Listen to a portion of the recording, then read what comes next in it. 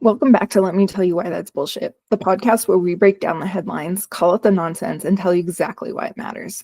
Today, we're diving into why Mark Carney is giving Canadian media the cold shoulder, unpacking Poilievre's latest fentanyl plan, plus the latest on tariffs, what the polls are really saying about Canada's political mood, and of course, because the world can't look away, some fresh Trump chaos.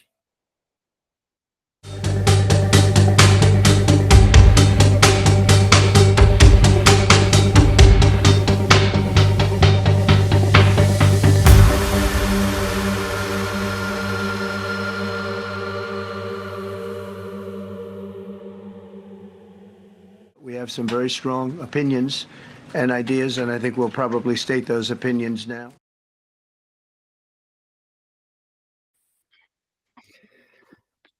Okay, I guess we should jump into this. How you doing this morning, Rio?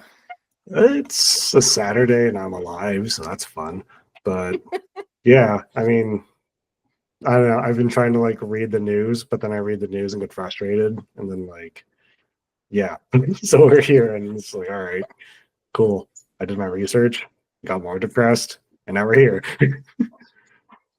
Yeah, I hear you. I spent the week also reading news, and I had planned on doing a bunch of videos, but then I read the news, and then I read the comment section, and we triggered a bunch of right-wing people who, oddly enough, so there was this one guy that left 2 comments on our page, and the first was accusing us of being paid by Mark Carney and being like CBC, I don't know, left-wing lunatics. Yep. And then I could tell he was watching our video because exactly 5 minutes later, he left another complaint comment saying that we were trying to be edgy because we were also criticizing the Liberals. And I was like, no, that's just being balanced. Yeah, that's how you're supposed to do politics, right? Is you criticize not just one side, but both.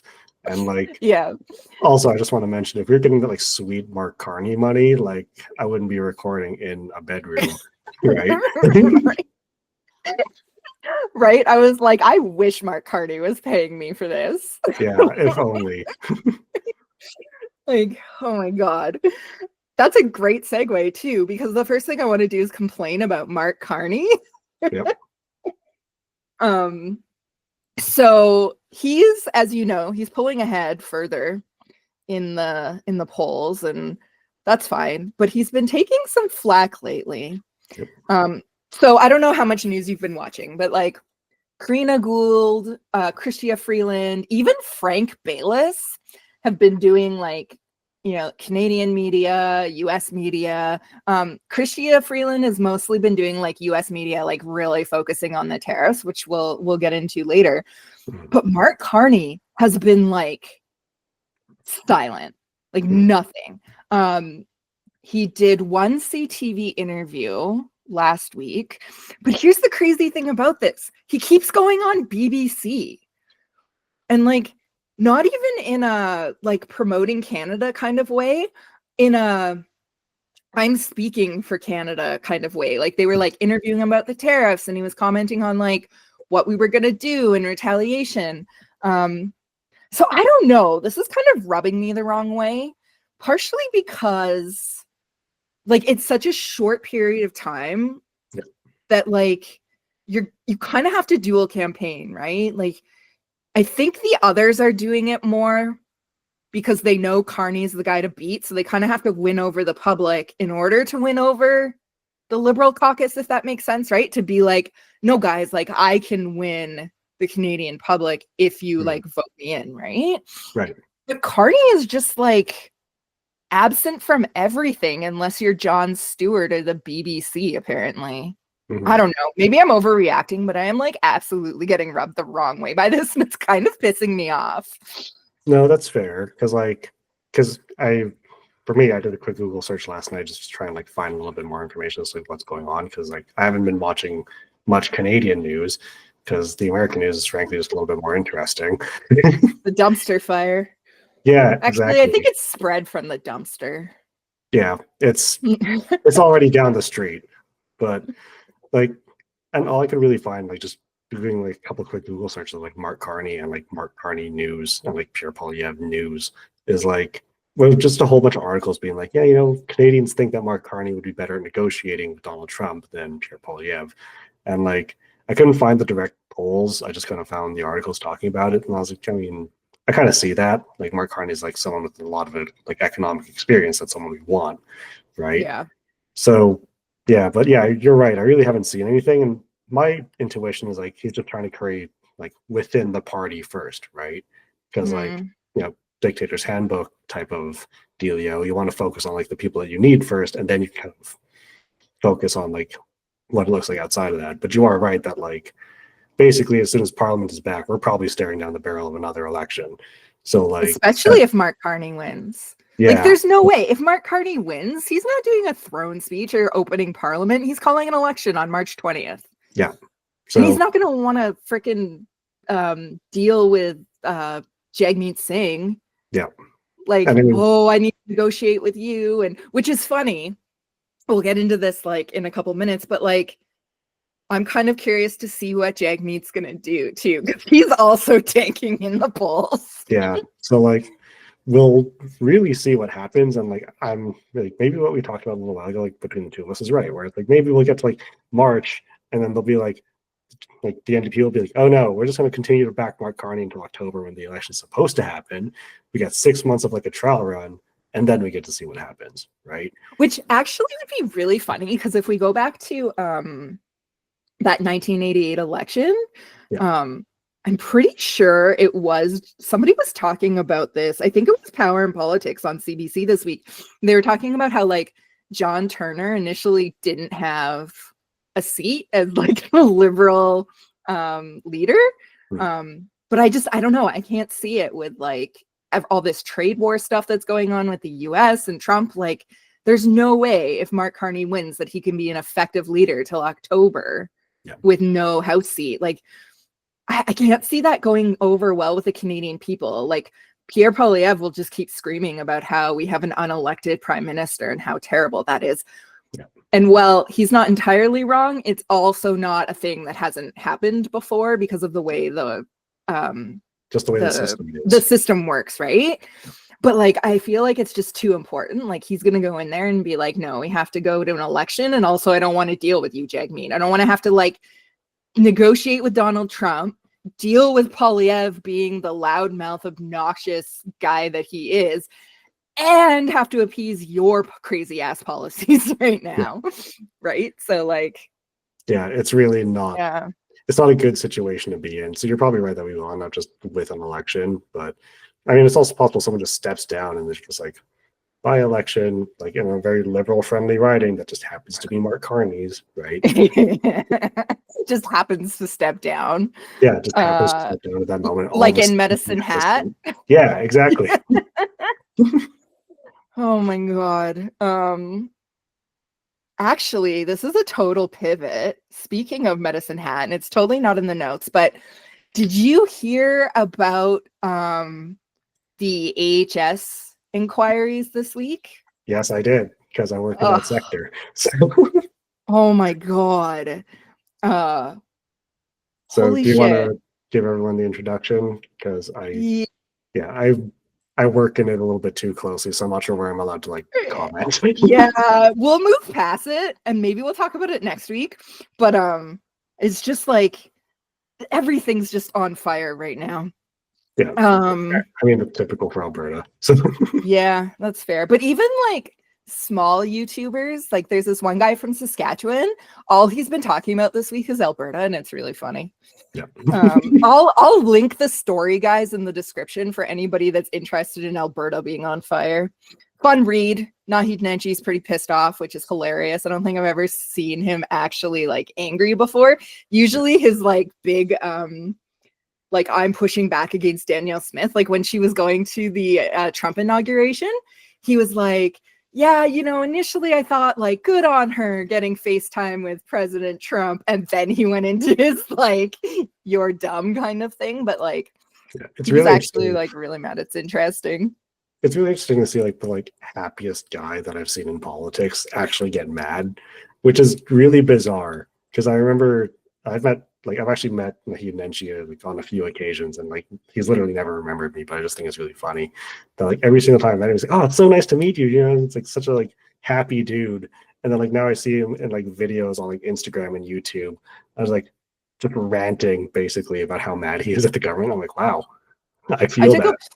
I took a class with him at Mount Royal, and the bastard only gave me an A-. I'm still pissed about it. Only an A-, she said. I am a perfectionist, and I wasn't very happy about it. Okay. I mean, fair. Like, this is someone like taking a whole bunch of courses online right now and is like, will not settle for less than an A. So exactly. Okay, let's pivot to our maybe future prime minister, who has seemingly switched his message. Thank God. I was tired of hearing about Axe the Tax. So now he has this new sign, Stop the Drugs. He also sometimes, I don't know if you've noticed this, he's been standing behind a Canada First sign and pushing populism. So like, that's fun. Let's take a listen to his reaction to the fentanyl crisis, and then we will chat about it. On the proposed legislation. Just for the record, yes, I waited for life for there we go. Kingpin dealers. What is your strategy for the notwithstanding clause? To use it at all? To use it preemptively? To see it play out through the courts? What I'm proposing today is not only allowed under the Charter, it is required by the Charter. Section 7 of the Charter of Rights and Freedoms guarantees life, liberty, and security of the person. 50,000 people had their Section 7 right to life violated by the open borders, soft on crime, legal drugs policy of the Liberals. I will protect the charter rights of Canadians and their right to life, liberty, and the security of the person by locking up the mass murderers that bring these drugs in. This penalty that I propose is proportionate to the crime. If you kill dozens of people, you should go away for life. And that is what we will do. I will lock up these fentanyl murderers and we will throw away the key. And I will do it not just to save lives, but to uphold the Charter of Rights and Freedoms. And then that's an interesting use of Section 7, really innovative thinking there. But would you use 33 to insulate the law so it doesn't get backed down in court? Oh, it won't. No, well, because the judges are going to be obliged by Section 7. It's clear that people have the right to life, liberty, and security of the person. So what I'm proposing is necessary to uphold the Charter of Rights and Freedoms. And you do not have the right to go out and kill 20 or 30 people by spreading poison in the community. That is not a charter right. So the Liberals believe that mass fentanyl murderers who have taken 50,000 lives have the right to go free on the streets. That is how they interpret the Charter. Here's how I interpret the Charter. That law-abiding people have the right to expect that their children will not die in back alleys. That's the charter right I will uphold. Next question. So Section 7 over Section 12. En français? Section 7 is the section in question. Okay. So there's a lot to unpack there. So let's just start with, they didn't really give the backstory there. So basically, Poilievre's come out and said that if his government is elected, he will have minimum mandatory sentences of life sentences for anybody carrying and trafficking 40 milligrams of fentanyl or more. Yeah. And then if you're between 20 and 40 milligrams of fentanyl, it's a minimum mandatory sentence of 15 years. So to kind of examine this, we kind of got to go back. So I do find it interesting that he's immediately trying to back up his law with Section 7 of the Charter, because he would have been in the Harper government when Harper passed all of his tough on crime legislation. Yep. Now, that minimum mandatory sentencing was overturned by the Supreme Court of Canada, and they said like, no, it's disproportionate to the crime. And so like one of the big backlashes was a minimum 4-year sentence for 4 pot plants in your house, which at the time was actually hilarious. I remember I had a friend who worked with a minister to actually pass that legislation because her daughter was actually molested by somebody in the family. And so when she worked with her MP, it was about like protecting children and increasing minimum mandatory sentences for those types of people. Yeah. And I remember she was like, I don't understand why you're so mad. Like, can you explain this law to me? And so I met her at a Starbucks and I pulled out the list, like in the bill, it had a list of what the law was and the sentences now and what it was under the legislation. So the minimum sentence for child, like interfering with a child, which is a crime under the sexual assault legislation, was 60 days house arrest. It increased to 90 days house arrest. And then they made a minimum mandatory sentence of 4 years for pot plants. I've never seen somebody turn on the conservatives so fast in my life. So that's just like a funny side story.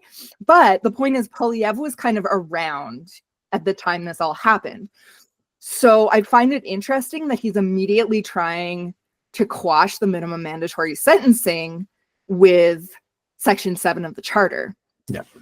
So it will be interesting to see what judges do because they don't like minimum mandatory sentences.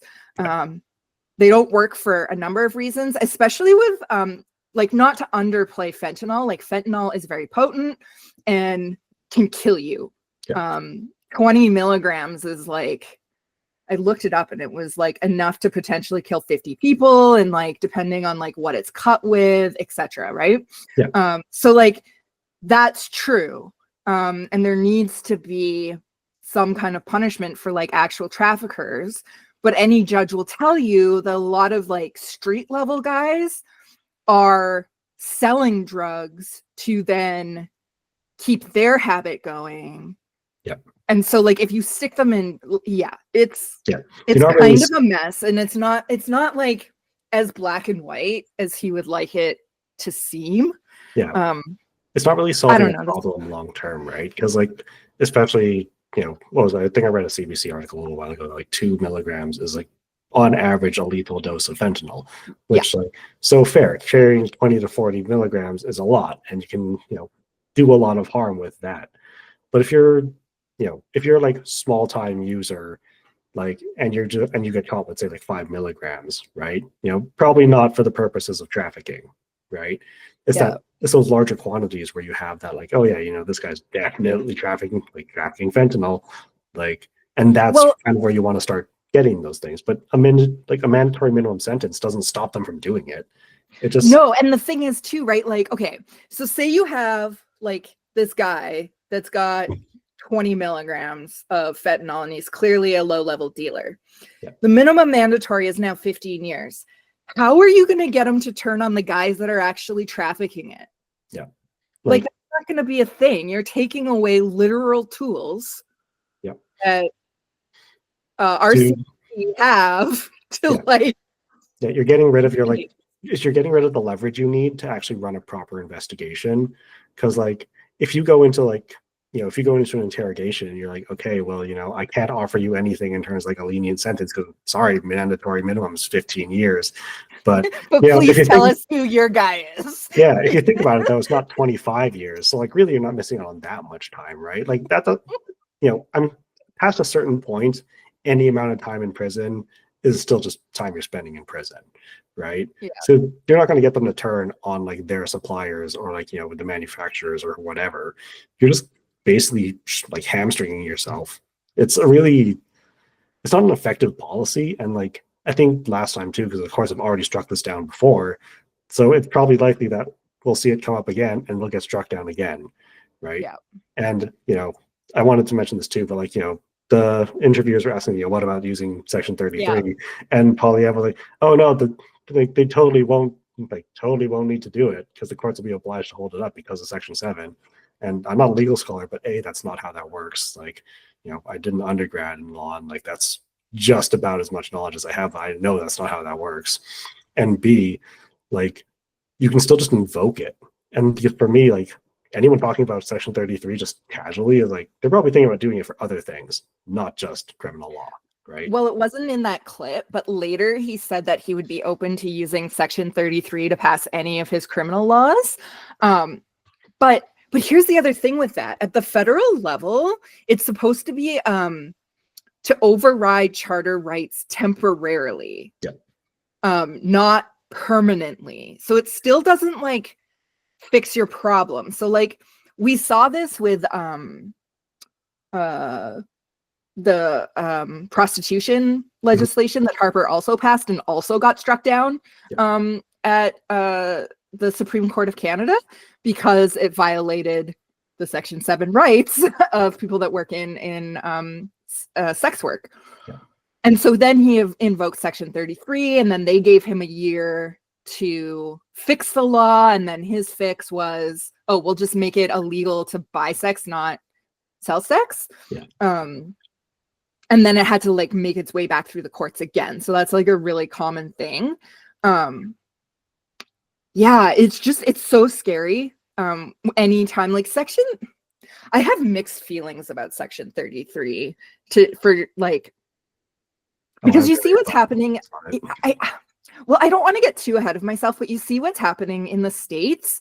Could you imagine if Trump had a Section 33, like an Amendment 33? Like, he's now figured out where Canada is. I don't want him like looking at our Charter of Rights and Freedoms and being like, hey, this Section 33 thing is kind of interesting. We should make a constitutional amendment. Because it does like basically give you the right to like pass any laws. Rights and freedoms, right?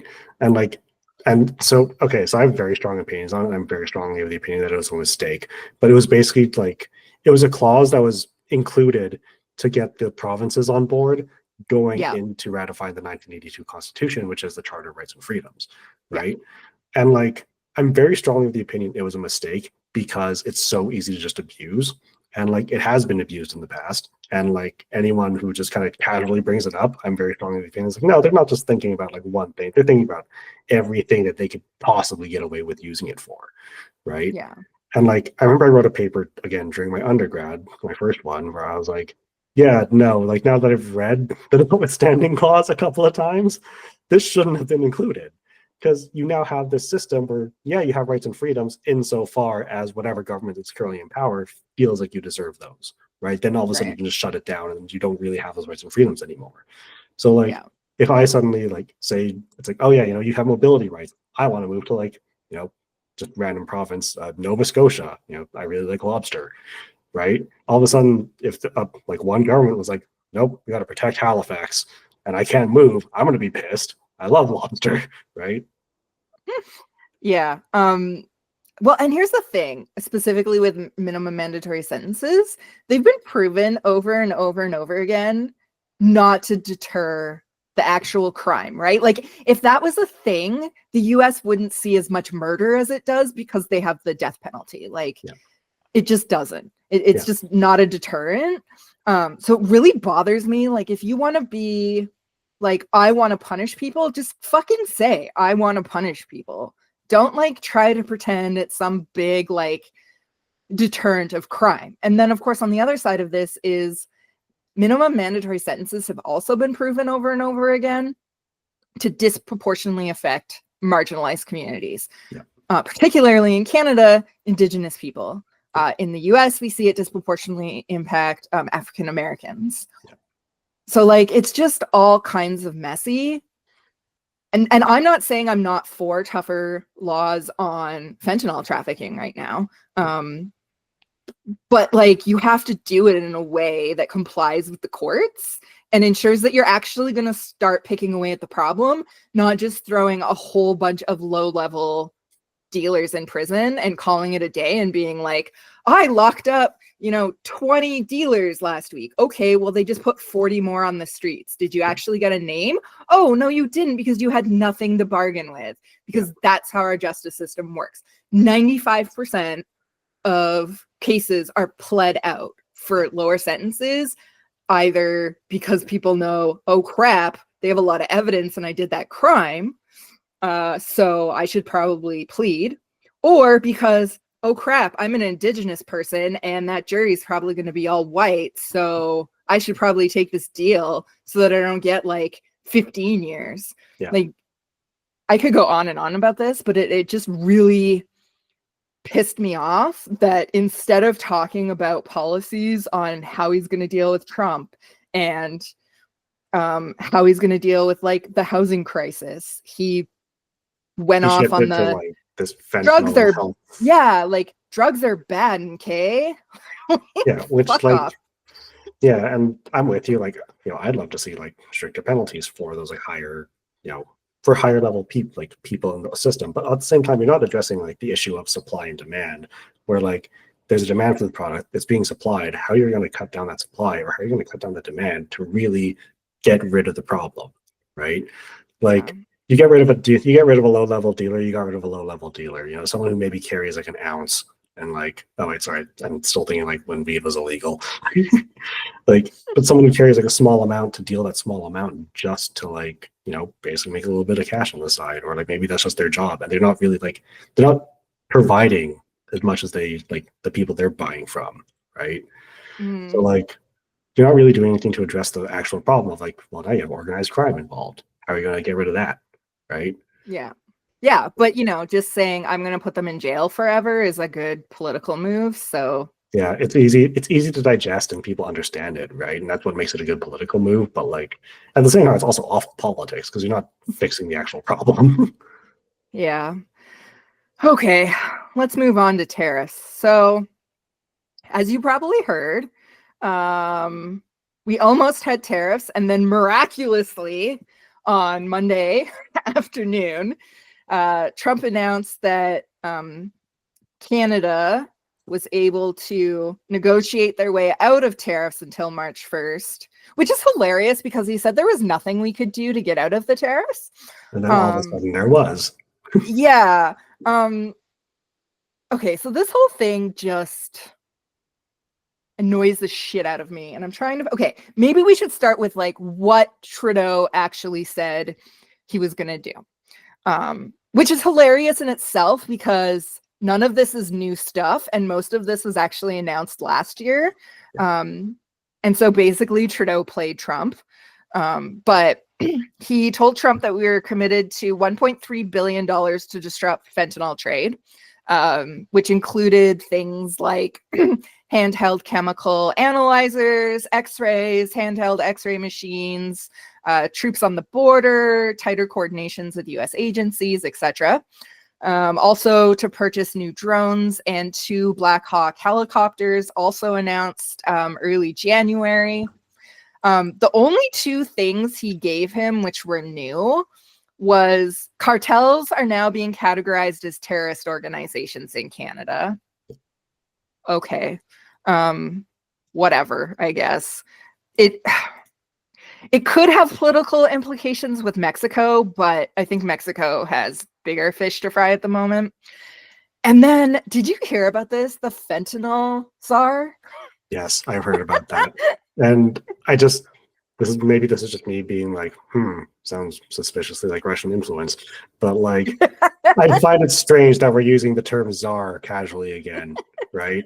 Like, and rather alarming that we're using the term czar casually again. So language matters. Yeah. So they'll be hiring this person, and then $200 million will be invested into intelligence. And their whole job, from what I can understand, is going to be basically to come up with a plan to target organized crime, specifically the fentanyl networks. So like, I don't know, it's probably going to be some high level RCMP officer that gets this position because who else would it be? Right? But then there's a lot of talk about why this is happening, right? Like, because it's not about the border. He's just using that as an excuse. Our officials obviously won't come out and say that unless you're Justin Trudeau getting hot mic'd. Did you hear about that? Yes, I did. So even like, I actually, in prep for this, I was trying to find like a specific clip of Freeland, which I'll play at the end of this. But she was on one of the morning shows on MSNBC, Joe and somebody, I can't remember the other girl's name. They were the ones that like went to Mar-a-Lago to like bow down to Trump, and they got like a whole bunch of backlash. But she was on there, and they asked her, well, like, what do you think's going on? And she just like flat out was like, oh, no. I am not getting into that. You're Americans, you figure it out. But, and we'll get into this more in the American section, but he favors McKinley. He wants to take over the Arctic, which we're going to talk about next week. He wants to annex Canada, which he won't shut up about. And for those of you that didn't hear, Justin Trudeau was caught hot mic'd yesterday telling a bunch of business leaders that, oh yeah, no, he's dead serious, in case you couldn't tell from the like every 5 minutes that he brings it up. Which I don't know why the media went so hard at him. Like, it's not a secret. We all know this. We all know. Right? Like, he wants to take Panama, the Panama Canal, and now he's going to turn Gaza into a resort. So like, it's clear these tariffs are there to fund imperialism. Oh, and his new sovereign wealth fund. Did you hear about that? I heard about it. I haven't done the reading on it yet. Yeah. Well, basically he wants to establish a sovereign wealth fund where they can like invest the money to build capital for what he says will be like infrastructure and that kind of crap, right? Infrastructure. Of course, like about that, did a really great piece on like what sovereign wealth funds look like around the world. And really the only one that's been successful was I want to say Denmark, but I think that's wrong. What's that other country that has like mass amounts of oil? I mean, that could describe so many countries. I know. Why can't I remember? Anyway, there's one country that like basically funds their entire sovereign wealth fund with oil money. I think it's Denmark, but I might be wrong. Anyway, that's not the point. The point is they don't have money to put in it. The US is trillions and trillions and trillions of dollars in debt. But if they have tariffs, and he's talking about tariffing the EU now, and he wants to impose just like a blanket tariff on everything coming into the US. Yeah. So essentially, he's going to have his people fund his imperialistic, I'm going to rebuild Gaza with resorts fund. Yeah. This should scare the shit out of everyone. Yeah. So like, oh, sorry. Yeah, no, go ahead. I'm so annoyed. I have nothing else to. Yeah. No, that's fair, because I just wanted to talk about my favorite book, The Dictator's Handbook. And like, so with tariffs, especially, like they're a political tool, right? And in this case, they're a political tool that just happens to suck wealth out of your own country by making it so expensive to buy anything that comes into that country, right? Like the consumer pays the tariff. It's something that's been pretty easily and like commonly established. The problem though is that like tariffs are also a tool to use against other countries, to kind of bully other countries into getting the policy concessions you want.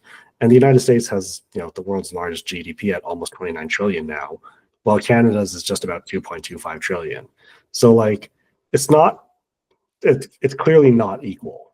So you can very easily be like, well, the US is going to tariff Canada, and Canada's going to take an enormous hit. The US is basically going to make a dent in like what their, balance sheet looks like at the end of the day. So like, you can use those kinds of tools to minimize the likelihood of like an actual hot conflict. And we can talk more about that later. But it still is extremely alarming that we have a president who's now talking about, taking over allied nations just for the sake of, in this case, rare minerals, right? Right. Sorry, while you were saying that, I was just remembering, I pulled up where are you? I pulled up a interview that Chrystia Freeland gave, talking exactly about this. Can you see that? It's just showing you for some reason. No. Also, I just I pulled up the Wikipedia page on sovereign wealth funds. It's Norway you were thinking about. Norway, yeah. They have just a massive one. I knew it wasn't Denmark. They have just a massive one on oil, and it's all funded off oil. Yeah. Alberta used to have, as another example, a good heritage fund.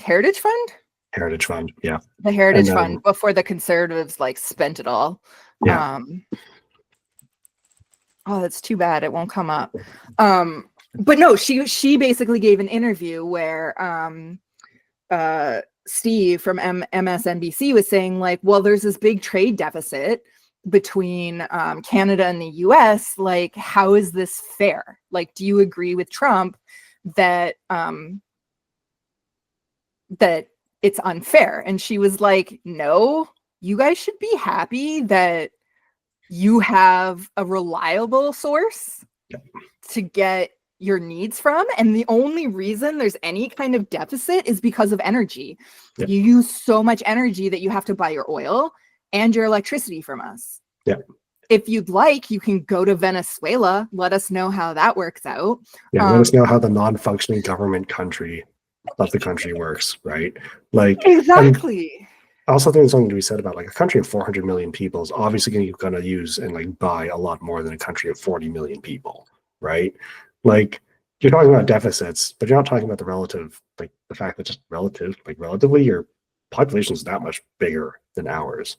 So there's a lot of stuff that contributes to the fact that there's a trade deficit, and you have a really reliable partner in Alberta who can supply you with oil and gas, and a really reliable partner in Ontario and Quebec who can supply you with electricity at a really good rate. So why pick the fight? Yeah, right. It's just insane. And then she what I thought was really funny was at the end of that interview, she was like, look, if you're gonna kick us, we're gonna punch you in the face.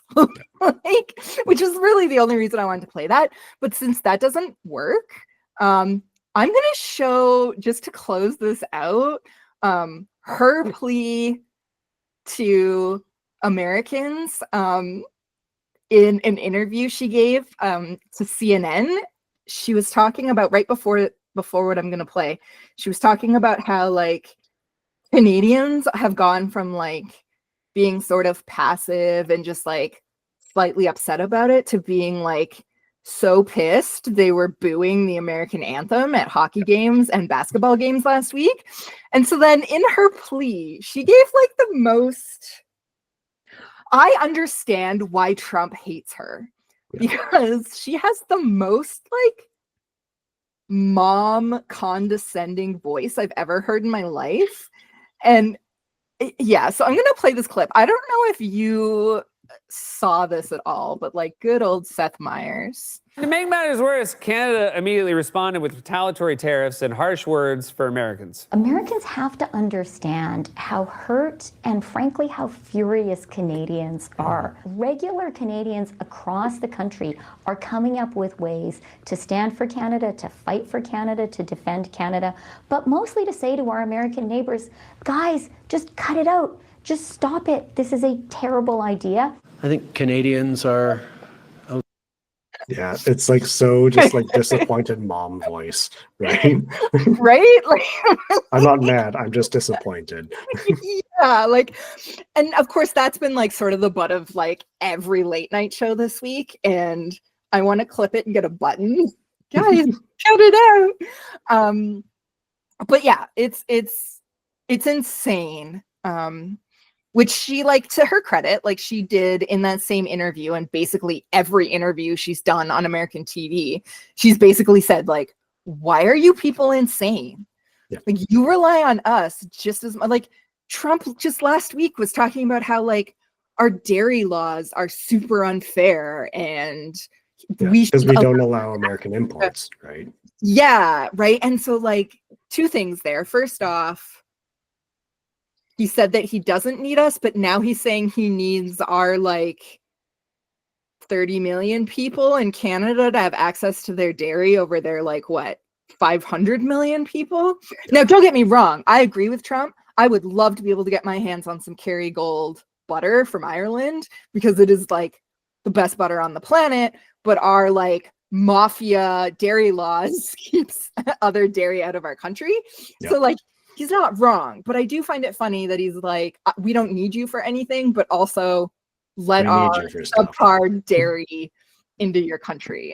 Yeah, I actually have a funny story. So I had a professor while I was at the U of C, and he was former aide to Stephen Harper, and it was a really funny thing that he mentioned. He was like, I had a really interesting like experience while I was in that role, because every time we went to like a political event, there's always someone from like the Dairy Farmers Union sitting beside me, and I never quite understood why until one day he asked like one of the representatives from the Dairy Farmers Union, like, hey, you know, like I just met another guy from the from your organization. What's going on here? And they're like, oh yeah, it's my job to make sure that there's always at least one dairy farmer sitting next to you at every single event. So like you just talked about a dairy mafia. We literally have a dairy mafia influencing government, and it's really funny to think about. Like, I don't know, it's funny, and like looking back, I'm like, man, really, that's how politics works, isn't it? You just sit beside the people and talk to them. But that's the same political science professor who will go unnamed that always starts the first class he has with, yes, I'm that insert name here. Yep. That is him. It was him. It was the best. And like, he was the best professor I had. He was hilarious. I love him. But yeah, it was just one of those moments where like when he told me that story, I was like, man, what a weird world we live in. But yeah, but it's true, right? Like, you do not with dairy. You don't mess with dairy in Canada. Like, it's the lobby is real from there. Okay, let's move right along into I wanted to talk about polls, because I'm finding this super interesting right now. So we're going to ignore the Ecos poll because, like, okay, buddy. Yeah, it's a little bit too different. Here's what we call, listeners, an outlier. So anybody that's listening on audio only, I've pulled up a graph, which I stole from Power and Politics from CBC, of the Ecos, Ledger, Nanos, Ipsos, and Abacus. I think I said that right. Polls from the last month. And so it's before Justin Trudeau announced he was going to drop out. The Conservatives early December had were almost at 50. Which is insane. Like, we didn't even see those numbers during the Harper years. And Harper was also super popular. It was kind of a similar situation. There was like scandals, blah, blah, blah. You know, in Canada, our prime ministers tend to stay for like, you know, a decade. Like, look at John Chrétien. Yep. He was in power for like 12 years. Yep. And, you know, people that want power shouldn't have power, and ultimately shit goes to their heads, and then they do things like fire their finance ministers over Zoom. Which that story came out this week too. I don't know if you saw it, but apparently Justin Trudeau fired Chrystia Freeland over Zoom, and it like wasn't an actual resignation. So that's a fun little fact, and no wonder she went totally nuclear on his ass. Yeah. But the reason I wanted to talk about this is because after Trudeau announced his resignation, we started seeing this slow, again, ignore this Ecos one, but we started seeing this like slow decline in Conservative support. And like I said last week, like, I don't want to give too much into polls because, as we saw in 1988, trade elections are completely different and this stuff means crap. But there are a couple interesting things. So the first thing is that in December, they were at 50% support.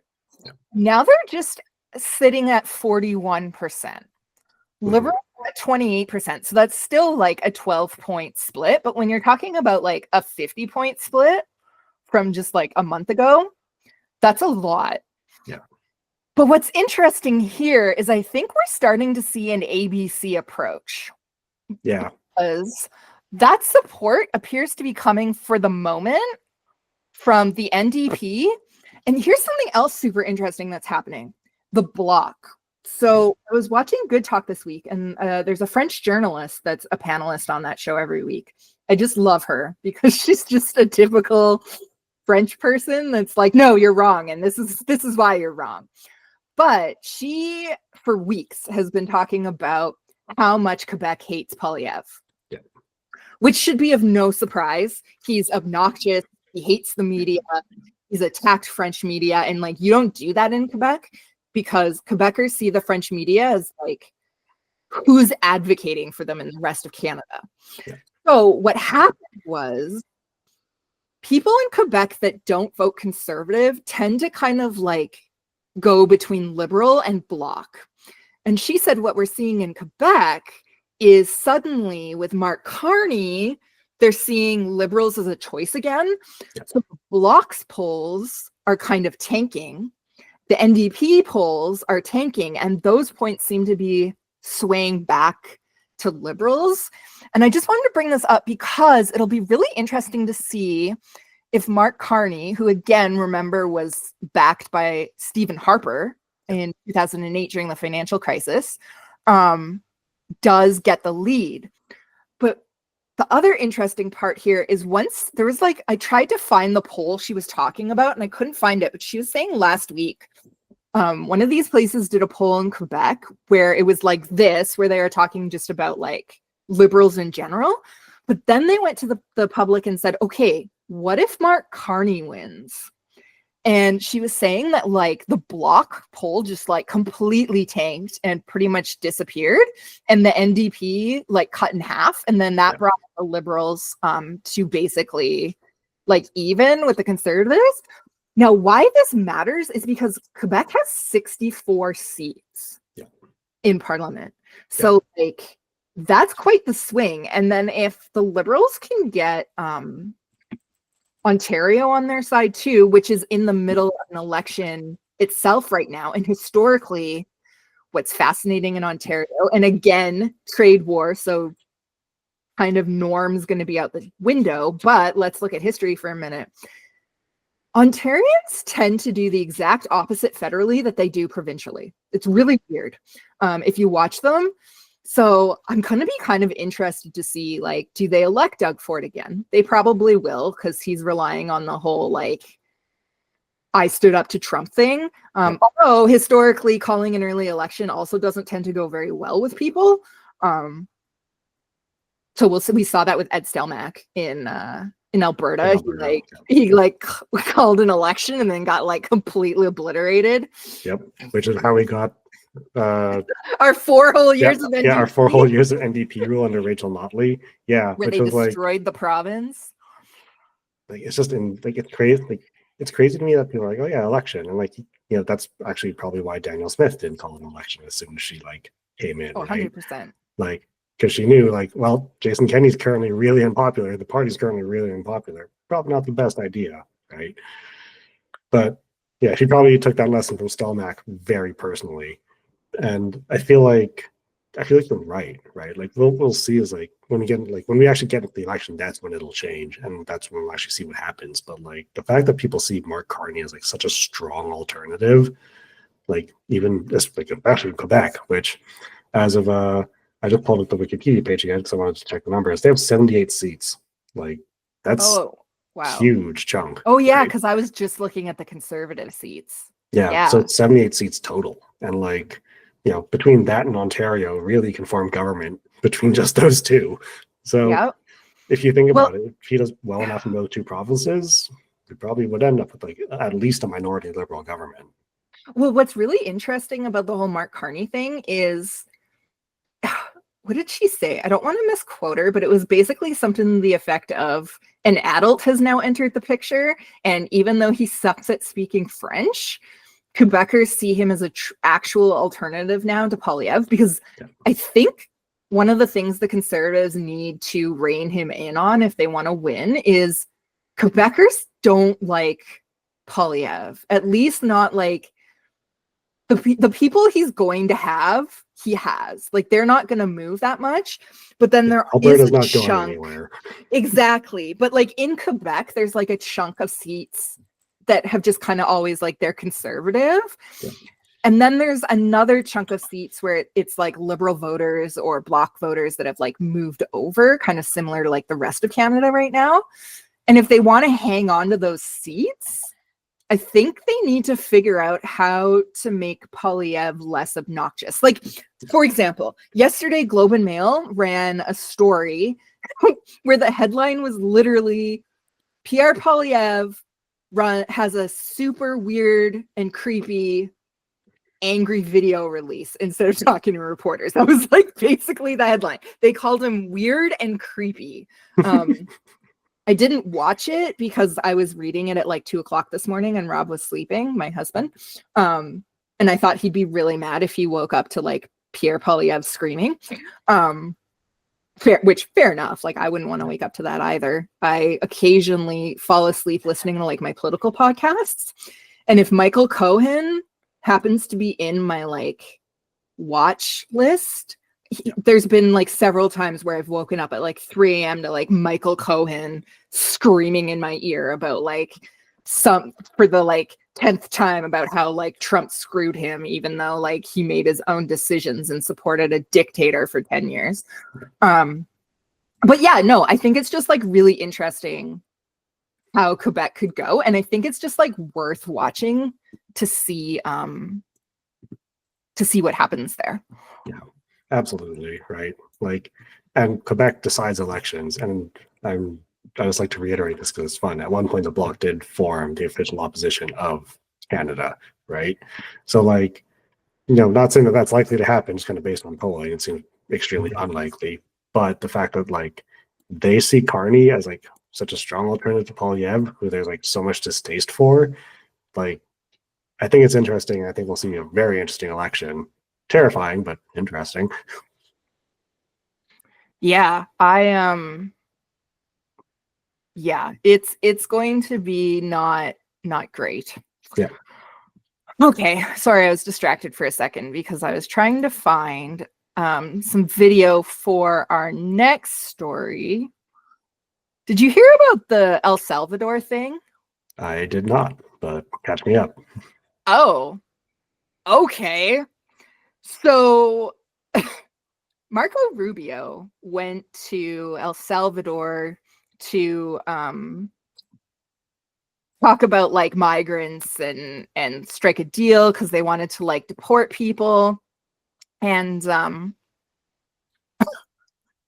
El Salvador floated a plan to send U.S. prisoners and citizens to the El Salvadorian prison system. I mean, just Gitmo 2.0. Like, okay, we'll get to Gitmo in a minute. But I want to share here. Sorry, I was just trying to find it. Is this it? Yeah. Here is El Salvadorian prisons. Oh, I'm trying to like hit play on the wrong screen. The Trump administration and El Salvador's president Nayib Bukele said that they have allowed the U.S. to send detained migrants and imprisoned criminals to the Central American nation. He has offered to house in his jails dangerous American criminals in custody in our country, including those of U.S. citizenship and legal residence. President Donald Trump said... So I'm going to take you to showing... Yeah, here we go. What these prisons look like. Authoritarian fight against crime. In heavily publicized videos, inmates in boxer shorts are forced to go into the yards and sit nearly on top of each other. Bukele's crown jewel of incarceration is a mega prison called Terrorism Confinement Center. It opened in 2023. More than 84,000 people have been arrested since 2022 amid a crackdown against gangs in El Salvador. At least 12,000 of them were sent to this mega prison outside El Salvador's capital. The center can hold 40,000 inmates in cells for up to 70 prisoners. In there, prisoners do not receive visits, and they are never allowed outside. Yeah. So the El Salvadorian prison system has been the talk of like human rights violations for years. Yeah, as it should be, because that looks awful, right? Yeah. So then here's a couple more clips that I think is worth watching before we have a conversation about this. So here's Trump. Well, being Trump, because of course. Take the shooters, the people that hit old ladies in the back of the head with a baseball bat when they're not looking, that walk down the street, the people that you see it, the people that take out a gun and shoot you for no reason at all. If we could get these animals out of our country and put them in a different country under the supervision of somebody that made a relatively small fee to maintain these people, because you know what? These are criminals. You call them hardened criminals. They've been in jail 40 times. There's one 42 times. And every time the person gets out, it's a he. Every time he gets out, he commits another crime within 24 hours. And it's a heinous crime. It's a rough crime. We don't want these people in our country either. We don't want them in our country. If we had the option to get them out and let them be based in some other country at a fraction of the cost, and frankly, they could keep them, because these people are never going to be any good. Jeez. Like, I'm not surprised. So that's the US president advocating for prisoners to be sent to a dictatorship country where, yes, a lot of the prisoners are gangs, but if you start looking into this, and we're going to talk about this at the end, this is very much people have gone missing that have spoken out against the El Salvadorian leader. Yeah. I'm going to show one more clip because I think it's really relevant to this conversation before we chat, and that is Marco Rubio giving his like speechy thing about this. And listen closely to the extraordinary act of friendship part. En directo desde Casa Presidencial en Zapote. That's an offer President Bukele made. Obviously, we'll have to study it on our end. There are obviously legalities involved. We have a constitution. We have all sorts of things. But it's a very generous offer. No one's ever made an offer like that. And to outsource at a fraction of the cost, at least some of the most dangerous and violent criminals that we have in the United States. Talk about removing Nicaragua from CAFTA. We've issued a waiver today because in Costa Rica we have a trusted partner and an ally who has proven that they have taken aid from the United States and used it to fix a problem, to help us, to do it in a way that actually helps the United States. They're stopping drugs. They're stopping criminals. They're identifying terrorists. This is foreign aid that furthers the national interest. Other programs we have questions about, but we've also issued waivers because we don't want anybody see anybody die or anybody be harmed in the short term. Thank you for everyone who's been. So that happened. I mean, I just find it insane that like it's just regular conversation. I was like, yeah, let's just deport U.S. citizens to a foreign country for detainment, right? Like, so that's much not something you normally do. Do you think they're going to get their parole hearings in, what's this place called? El Salvadorian Mega Prison? Terrorism Confinement Center, which has been criticized for severe overcrowding, starvation, abuse, and torture. Yeah. And the report, and I quote, enforced disappearances. So that was the part I was talking about where like, the president of El Salvador's opponents have just like Yeah. We don't know where they are. What happened? Ooh, right. And that's a very common feature in autocracy, right? Like it happened in Argentina, and there's still like people missing, and they still don't know what happened to them. So like, who knows? But yeah, this is like Deporting US. Oh, and they struck a deal as well. This is really important. They struck a deal where El Salvador will also take deportations of any nationality. Now that's really important because El Salvador has agreed, much like Gitmo, which is going to be our next topic of conversation, they will take undocumented migrants into their system. What the fuck? Yeah. I mean, like prisons are already notorious for slave labor. This is just another way to like get more free slave labor, right?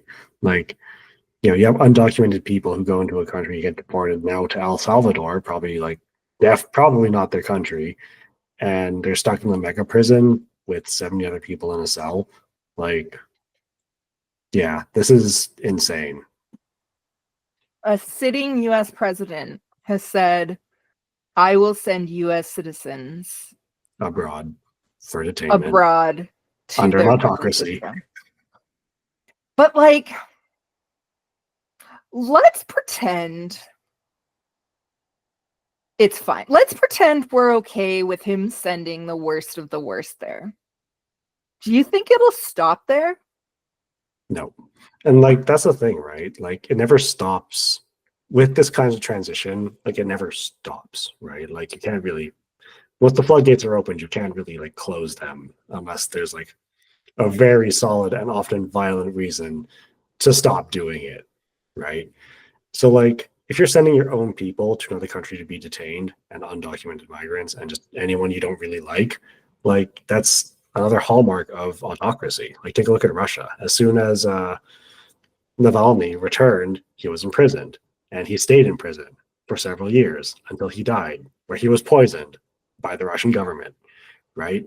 Like, this can't in any way be seen as a good policy or like a good thing for American citizens, because now you're under threat of like, yeah, you know, I'm just gonna get stuck in an El Salvadorian terrorist prison. Sounds good to me, right? No one's gonna say that. I'm just like, I really, and like, again, we're going to talk about this at the end. And I hate, one of the things that I really dislike is when people start equating everything to Hitler, because it like devalues like the seriousness of that. Yeah. However, Hitler came for the disabled.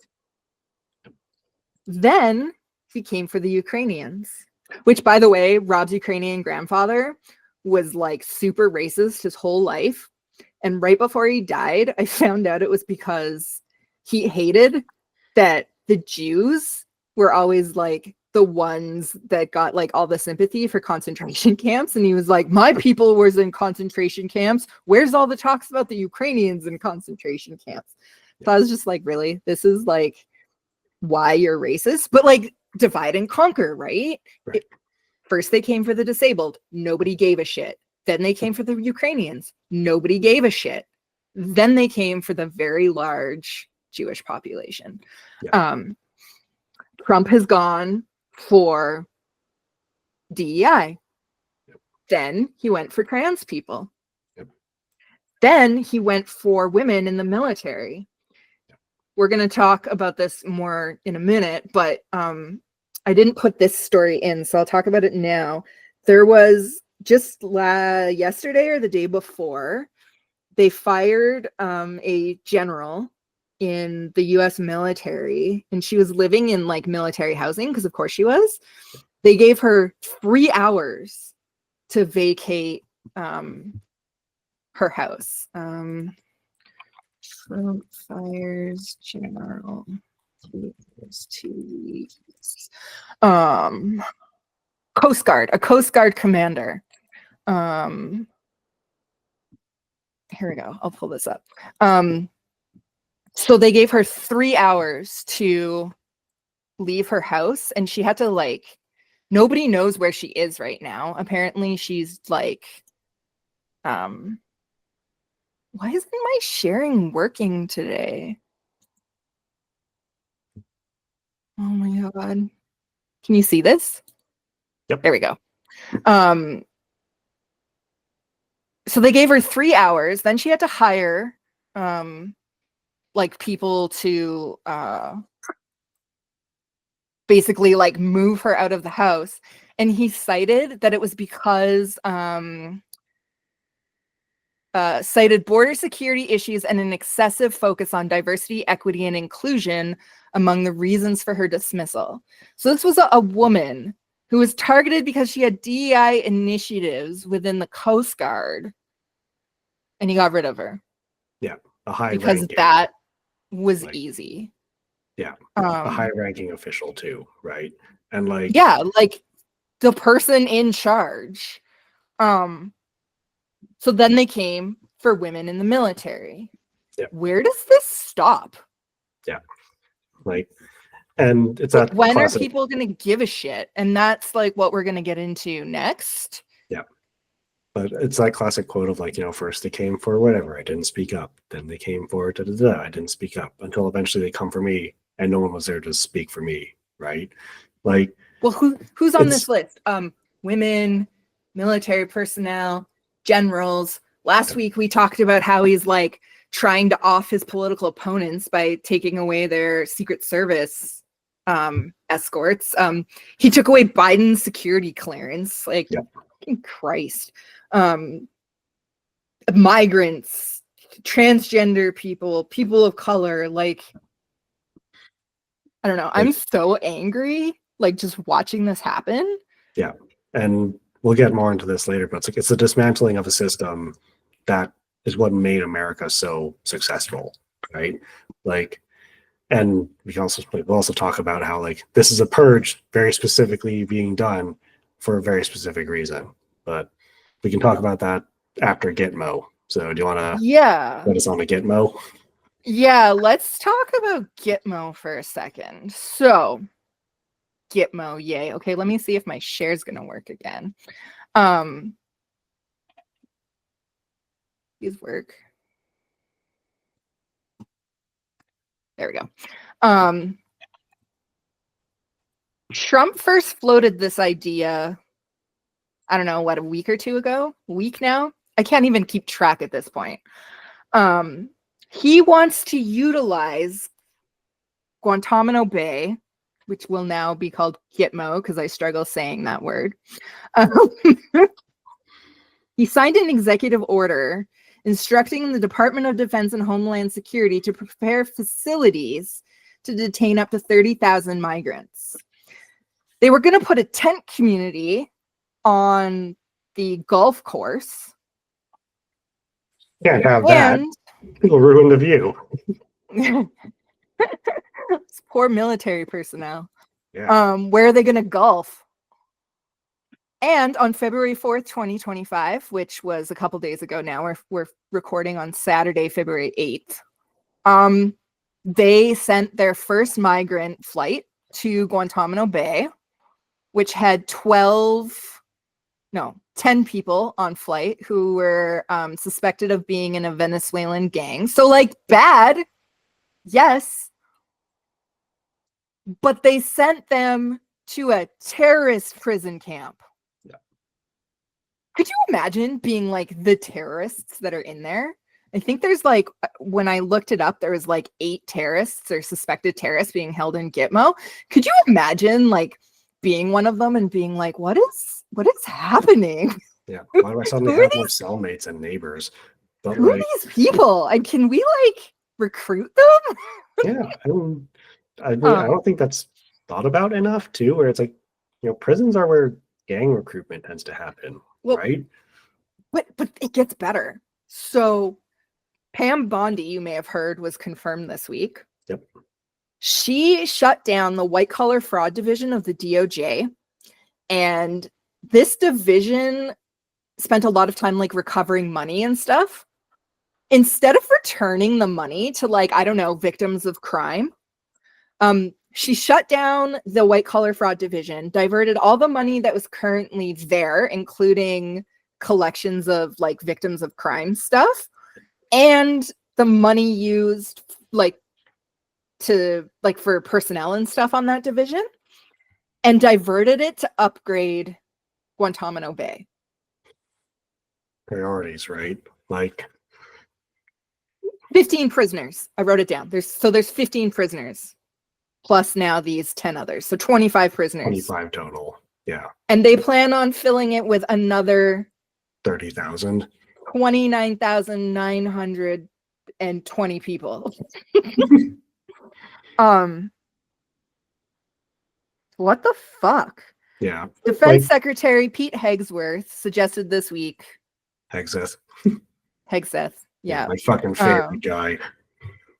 That they could use the golf course and repurpose it to accommodate an additional tent detainees for up to another 6,000 migrants. So I'm currently as you know, I've been researching and filming a mini web series on Guantanamo Bay. The dark history and torture that happens in this prison. And we're going to send undocumented immigrants. Yep. And like, first they're starting with like gang members, which, like, again, don't get me wrong, bad. They should be in prison, but in a torture facility.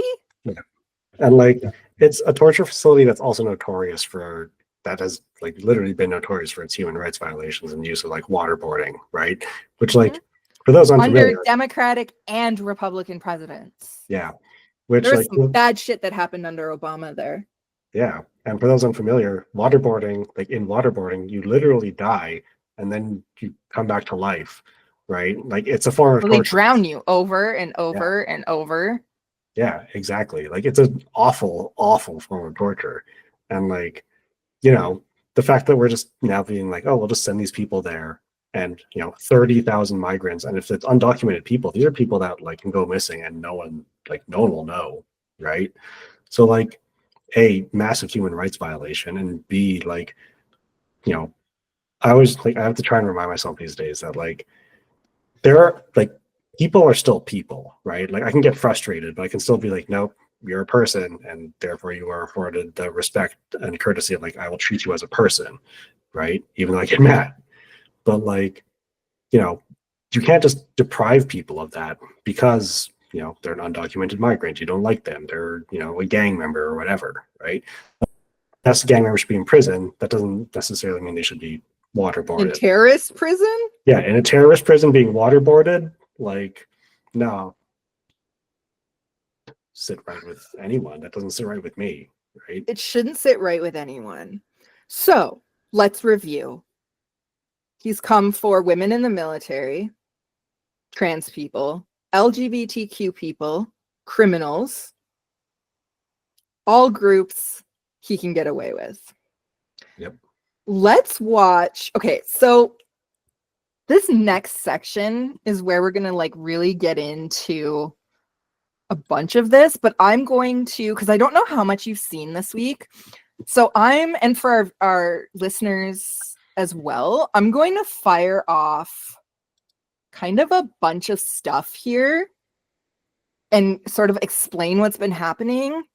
And then we can talk about the crazy, if that's okay with you. Yeah, go for it. Okay, cool. Okay, so Seth Meyers put together kind of a really good look at some of the stuff, and then I'll move on to some news articles, and we'll get to listen to Marco Rubio talk again, which I apologize in advance. So let's watch this. What would you call this? The Trump team promised shock and awe to start his second term.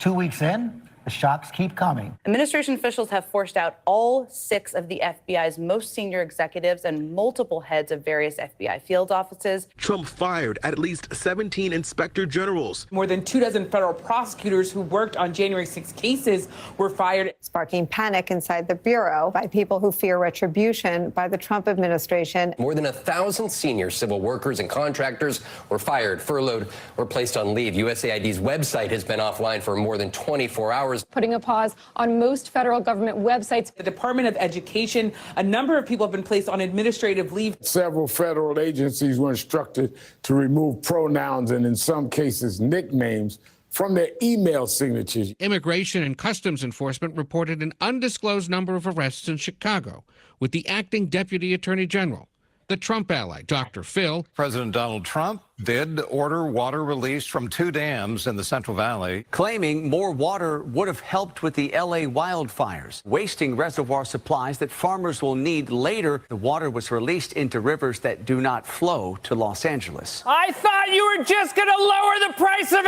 eggs. Okay, I may have let that go on purpose. No, that's totally fair, because I definitely seen the fucking releasing the water shit. Like, didn't know that happened, but I knew about the rest of the removals and all that, and I have a lot of discussion notes on that. So. Yeah. So hold off for a minute. Yes. So the water thing.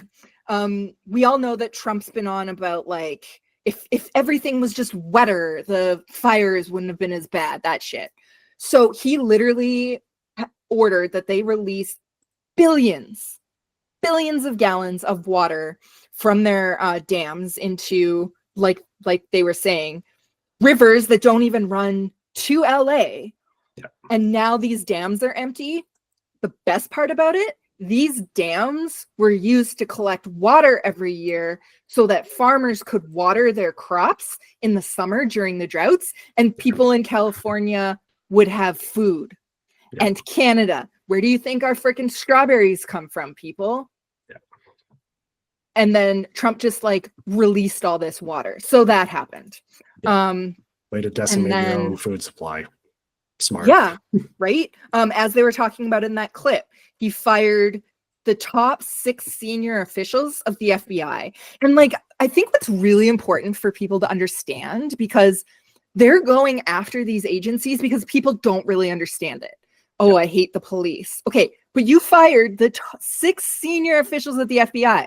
These are not easy people to replace. Yep. They have years of intelligence experience, years of anti-terrorism experience. Yep.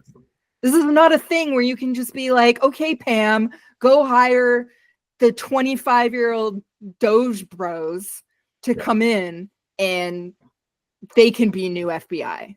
Yeah, which we'll also get to the Doge bags in a minute. Yeah, you can't just take the QAnon shaman and make him the head of CIA, right? Like, I mean, I'm sure Trump would try, and I'm not sure the Republicans would do fuck all about it. Yeah. Yeah. Oh, and then I'm gonna start. Sorry, there's just so much. Okay, so let's talk about USAID. So USAID is the foreign aid department, basically, that ensures, Ebola stays where it is, that kind of stuff. So first off, Musk went in and started shutting things down. They got into the payment system to stop payments, lawful payments, by the way, that were approved by Congress. And remember, USAID was not a government department that was just like spun up through executive order. It was created through Congress. In the US, Congress creates government departments, and it's only through Congress that these departments can then be shut down. Yeah. They put 2,200 staff on suspension, cut them out of their emails, remembering that some of these people are in like African countries with no way home, no idea what to do, and no access to their government email. So that's a thing. Yeah, so they're just stuck, basically. Yep, pretty much. Yeah, well, way to abandon more of your citizens than just where the fuck ever, right? Yep. So this is just an article talking about how a judge blocked that order and said, no, you can't put the 2,200 staff on leave. Yeah. So at least there's that glimmer of hope. However, and we'll talk about this again at the end. It's important to note that what happens if Trump says, okay, but what are you going to do about it? Yeah. So I'll leave you with that. And we're going to watch 2 video clips now. The first one is from this week, Rubio defending the shutdown of USAID. And then the second one is a compilation by CNN of him not saying shut down USAID. So let's watch this one first. This is from just the other day. I'll do it in English and in Spanish. I mean, first of all, it's great to visit here. This is, 25% of our capacity to fix airplanes in the Western Hemisphere. You're standing in the place that does it. And this is the kind of development that you need, not just to prevent migration, but to build a middle class in countries around the world, all driven by the private sector. It's one of the reasons why I wanted to come here, very friendly investment climate. President Bukele, who I've known for a long time, has done an excellent job of providing security and stability. This would not be possible without that. And has invited not just the existence of these companies, which have been here for a long time, but its growth, its expansion.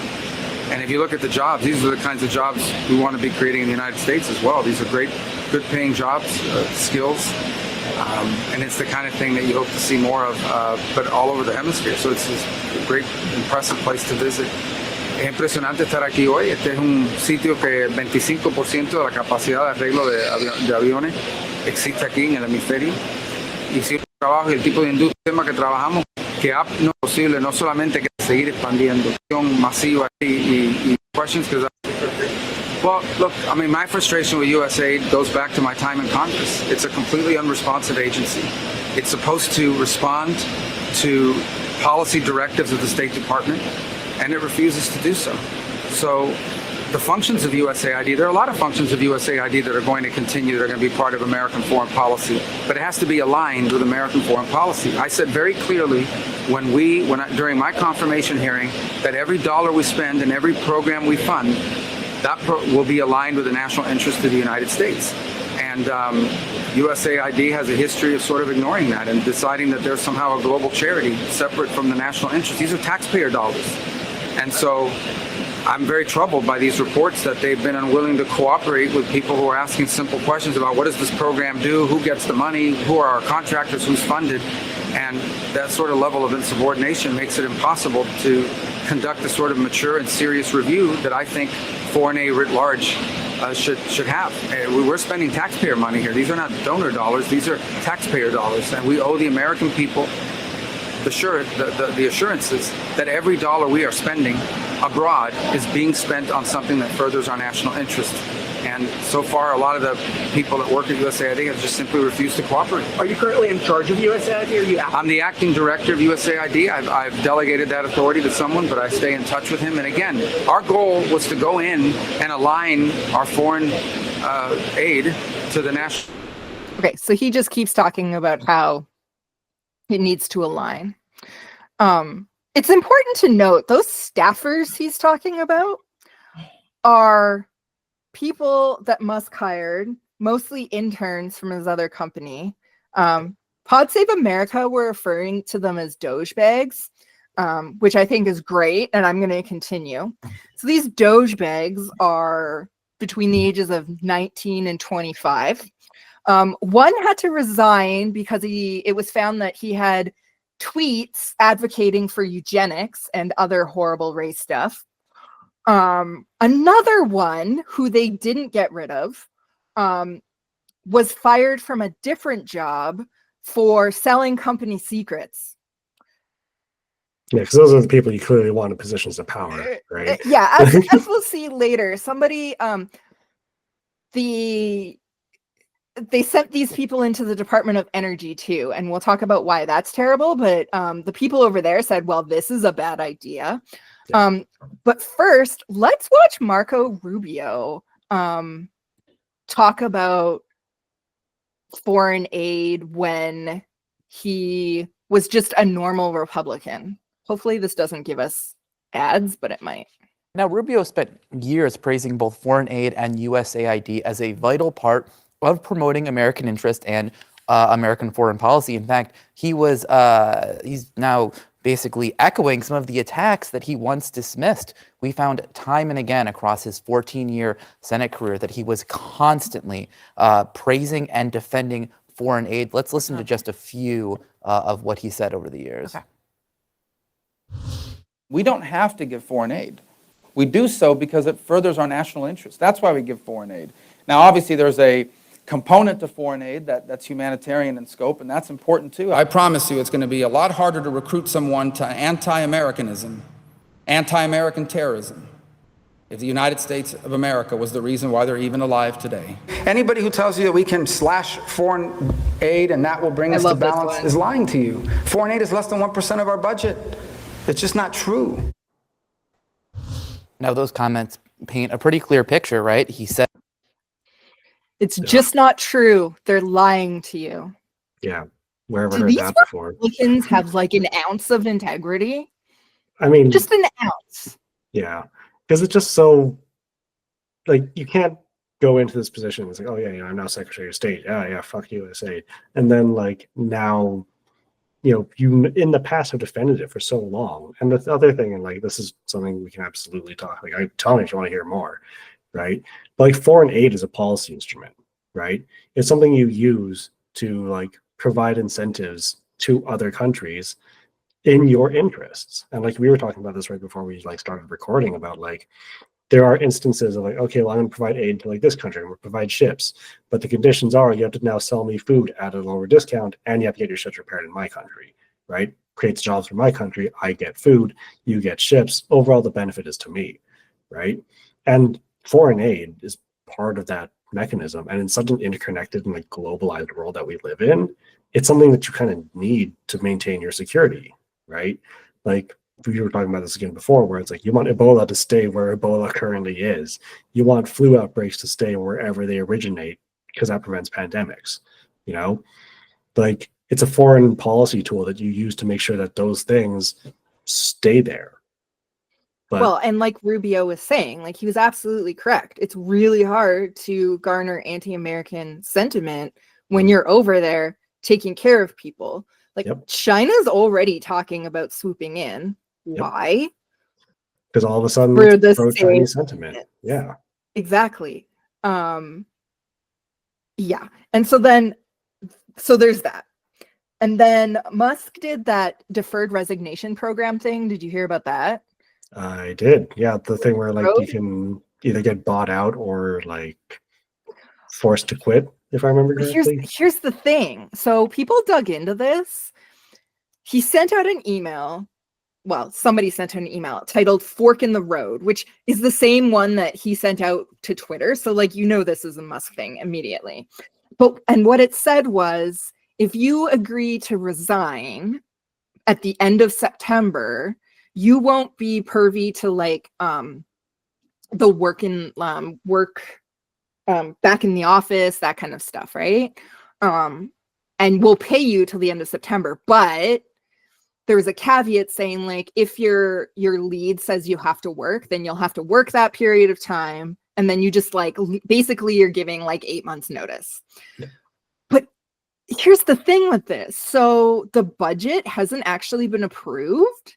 So like, there's no legality to them offering this, because this is all congressional approval things. 40,000 employees have apparently accepted this offer. So we'll see what happens with that. Because what's to stop them from being like, okay, bye. Yeah. Like, you're paying me out, and like, I was gonna pick up the money and run, right? Like, why would I stick around knowing that my job is just gonna end? So right. So we have that government restructuring. And now I'm going to throw this nuclear codes at you. Oh, just great. to What a light and wonderful subject to discuss. So much like the USAID, Musk sent people into the energy department's IT system on Wednesday, which, like, whatever. Maybe people don't understand why that's a big deal. So the energy department has the nuclear codes. Yeah. Members of, okay, this is what I wanted to read.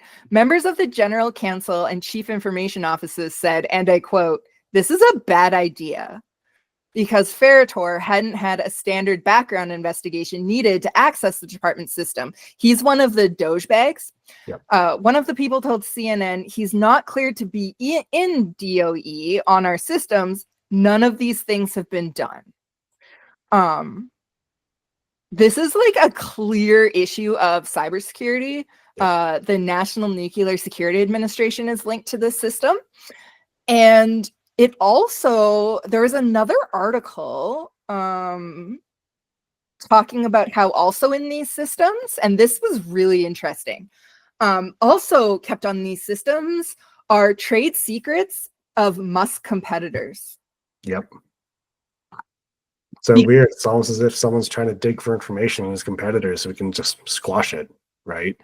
Like, and again, I have lots of notes on this, but like the restructuring of government is basically just a step towards autocracy to benefit the oligarchy. And this is just, this is corporate espionage. You can't really say anything else about it. It's corporate espionage.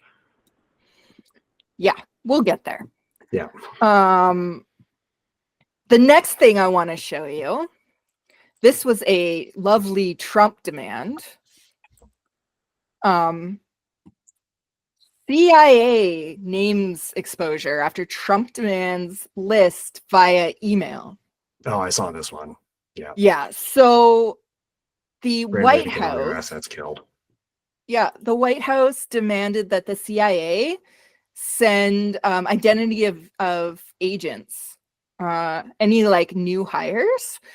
The problem is that this list also contains names of current CIA agents that are working overseas. Yep. So basically, and then they like talked about it. So basically they're like, "Hey, China, come hack us." Yep. Yeah. So, okay, so he's come for LGBTQ people, civil servants, FBI, military, people of color, immigrants, the disabled, and now CIA intelligence operatives. Yeah. Okay. Which like are his own operatives, by the way. Like these are operatives operating specifically in American interests, deployed for American interests, and you're just naming them like. Sorry, I'm trying to pull. This keeps jumping around. Stop it, stupid ads. Don't you hate this? Okay, here we go. The list contained the first names and initials of the surnames of CIA's new hires who are still on probation and thus easy to dismiss. So, like, not even like code names or anything. It was just, here's the full names. There you go. Analysts who are hired specifically to focus on China and whose identities are usually closely guarded because Chinese hackers are constantly seeking to identify them. Yeah, that was the next thing I was going to read. So, like, this is a problem. Yeah. You just gave up a giant intelligence asset. Well, a bunch of intelligence assets. So, yeah, who like, oh, by the way, you're fired now because I don't like you. Like, because now you're compromised and you're useless. Yeah. So that's something that happened. And there's more. We're almost done. Did you hear about this fun thing? Trump fired the chair of the FEC, which is the Federal Elections Commission. Yep. Heard about that one. She was a George W. Bush appointee, whose term was not up. She's the current chair, and her job is to make sure elections run. Yeah. So she's gone. She said yesterday she was on Rachel Maddow, giving an interview. Her fellow commissioners, as of yesterday, had not been fired, but you know, who's to say that that's not going to be a Monday morning thing? Yeah. Like we're basically again, this is very obvious. And can I start getting into this? Because holy shit, I got notes. This was the last thing. So Cool. now you can get into it. And since I've been talking a lot, you can start us off on why everybody should be absolutely terrified about what is happening, because the bottom line is, and this is the last thing I'll say, they are trying to break it all. Yeah. Tell us why. Yeah, and I have visual aids because Of course you do. I've been reading since last night when I got home. So for those unfamiliar, I highly recommend this book here, The Dictator's Handbook. This is the updated edition that they wrote after the January 6th insurrection. Adds a solid chapter, very great book. And by the same author, The Logic of Political Survival, which is the technical manual which explains the math and case studies that they used to actually write the Dictator's Handbook. So the reason why I bring those up is because the logic of the books and the logic of like the researchers that wrote them is that often what you see in the transition from democracy to autocracy is a series of steps, right? Like first you come to power, then as soon as you're in power, you start purging positions and people that aren't loyal to you, and you start inserting people that are, right? So your main strategy is just to start culling supporters from like previous regimes, and you start installing your own cronies. You make sure those people are beholden to you. So in this case, Donald Trump signed an executive order saying, we're going to start transitioning a bunch of positions to be direct presidential appointees, right? Which is almost word for word out of Project 2025. So this is just one step, because all these positions now that are used to maintain power within a system are now all directly beholden to the president. Now, in the books, they refer to these as the winning coalition, like the people that you specifically need the help of to both gain and retain power. And this is that, right? Like this is Donald Trump shrinking the coalition down, getting rid of a whole bunch of positions, making it easier for him to maintain power, because all of a sudden, instead of having to, keep 25,000, really high level government employees happy, he can cut that down to say like 20,000, 15, 10, right? Then all of a sudden it goes from this huge bureaucracy that you need to keep happy and like full of people that are influential throughout the entire system. You shrink that down, and all of a sudden you depend on basically just the president, his cabinet, and the House of Representatives as it currently stands, right? So you go from a coalition of like several thousand, potentially hundreds of thousands and millions of people, to you try to whittle it down as much as you can to basically be, as little as 6 is some examples I've seen, to as much as like 63, right? So like it really should be alarming, because these are major structural changes to the US government that make it harder over time, harder and harder to change leaders or governments, right? So, and bear in mind that the Electoral College is also specifically made so that a president can lose the popular vote but still win the election, like it happened in 2016. Or even before that, you look at George W. Bush's second term. That's what happened there too. Trump's the first Republican in literally decades to technically win the popular vote. Yeah, which is shocking, right? And that should be extremely telling. alarming. Yeah, because like your system for choosing the president then is basically set up so that the loser can win.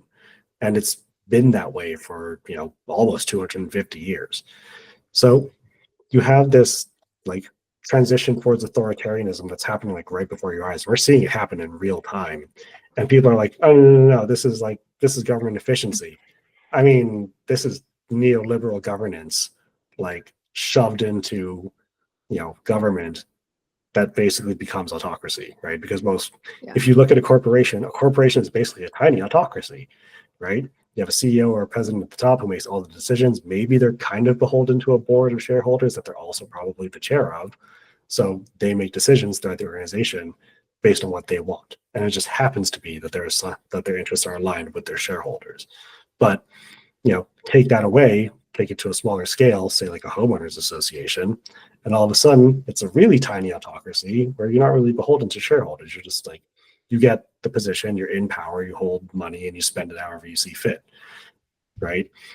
There's a lot to kind of unpack within the Dictator's Handbook and the Logical Political Survival, but it should be alarming to anyone that we're seeing an actual like culling of supporters, and so public too, right?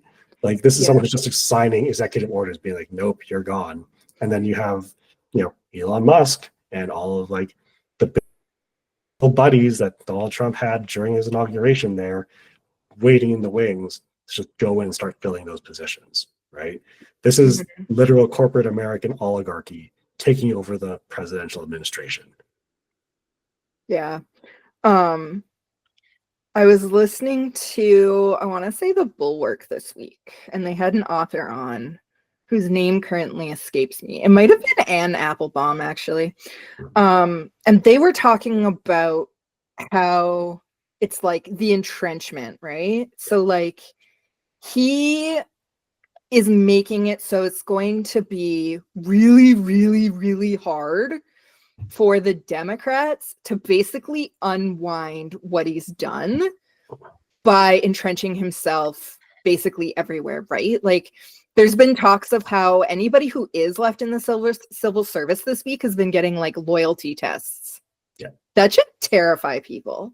Yeah. But I think like the thing that people don't understand is that these types of governments often come out of democratically elected officials. So like, look at Putin. His first election was a democratic election. And people said, well, Putin won't do that. Yeah, like the KGB guy isn't going to be... Former KGB operative isn't going to transition towards authoritarianism.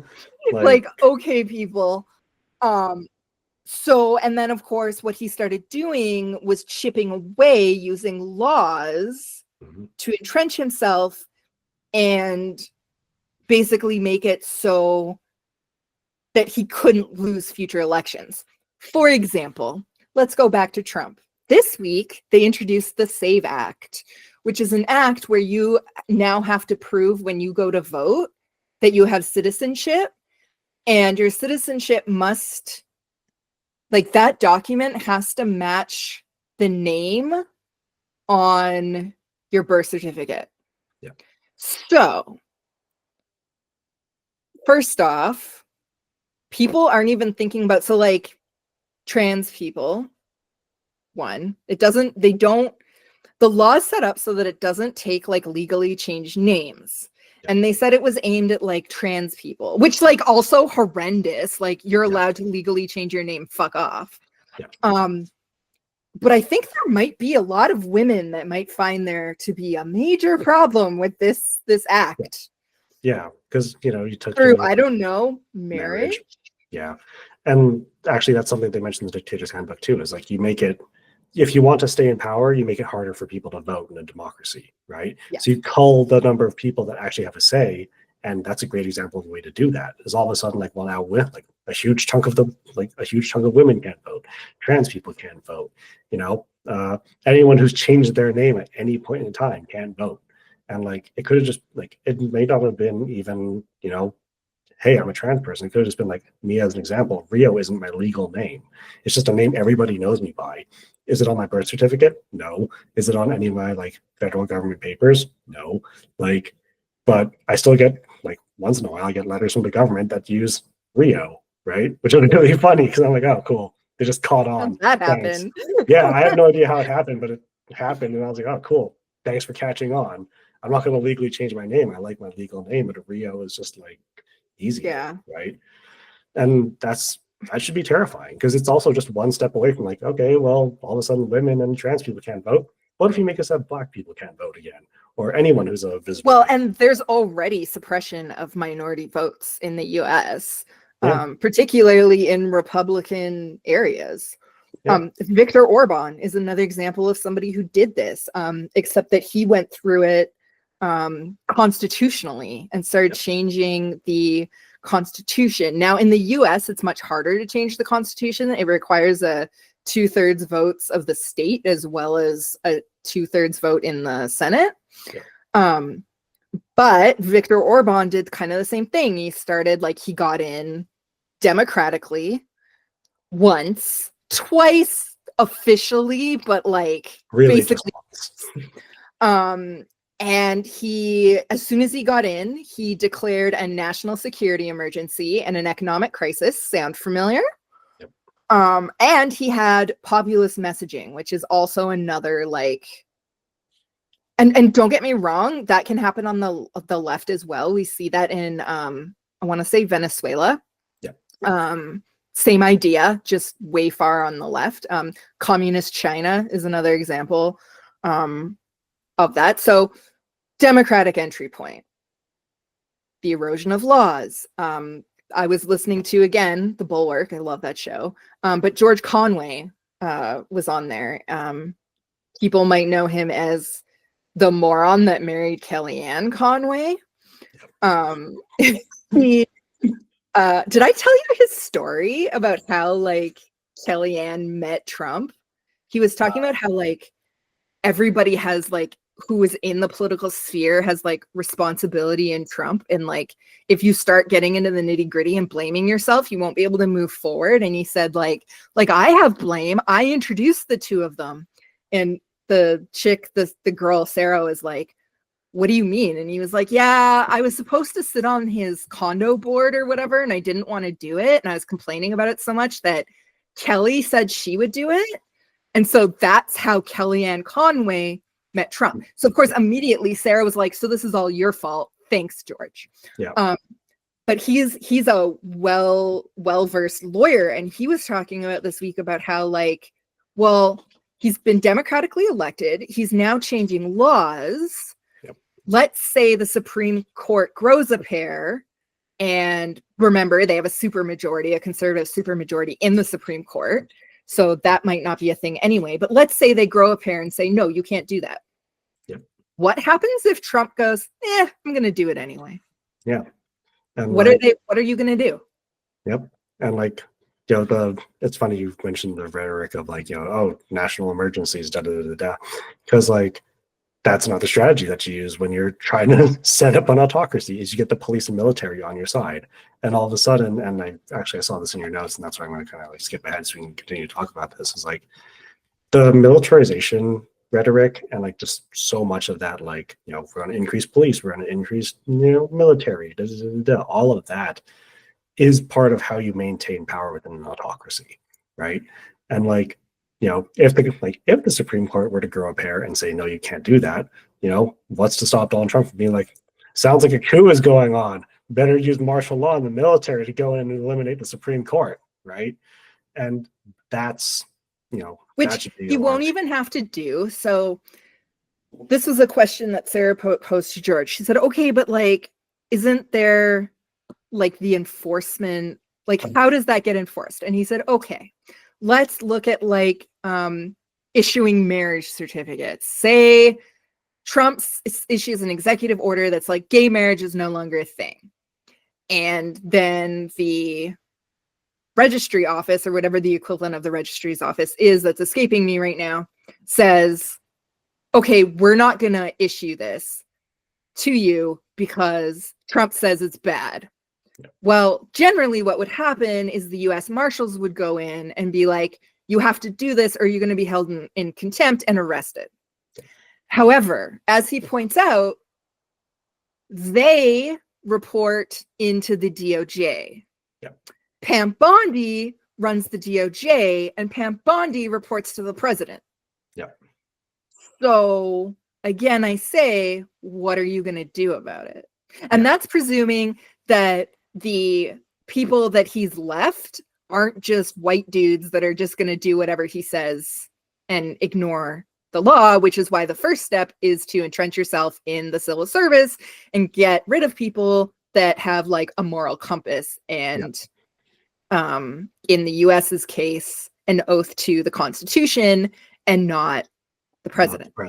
Yeah. So this is why, for example, he has instituted Pete Hegseth, who is a Fox News host, into running the military as an example of Hegseth. loyalists.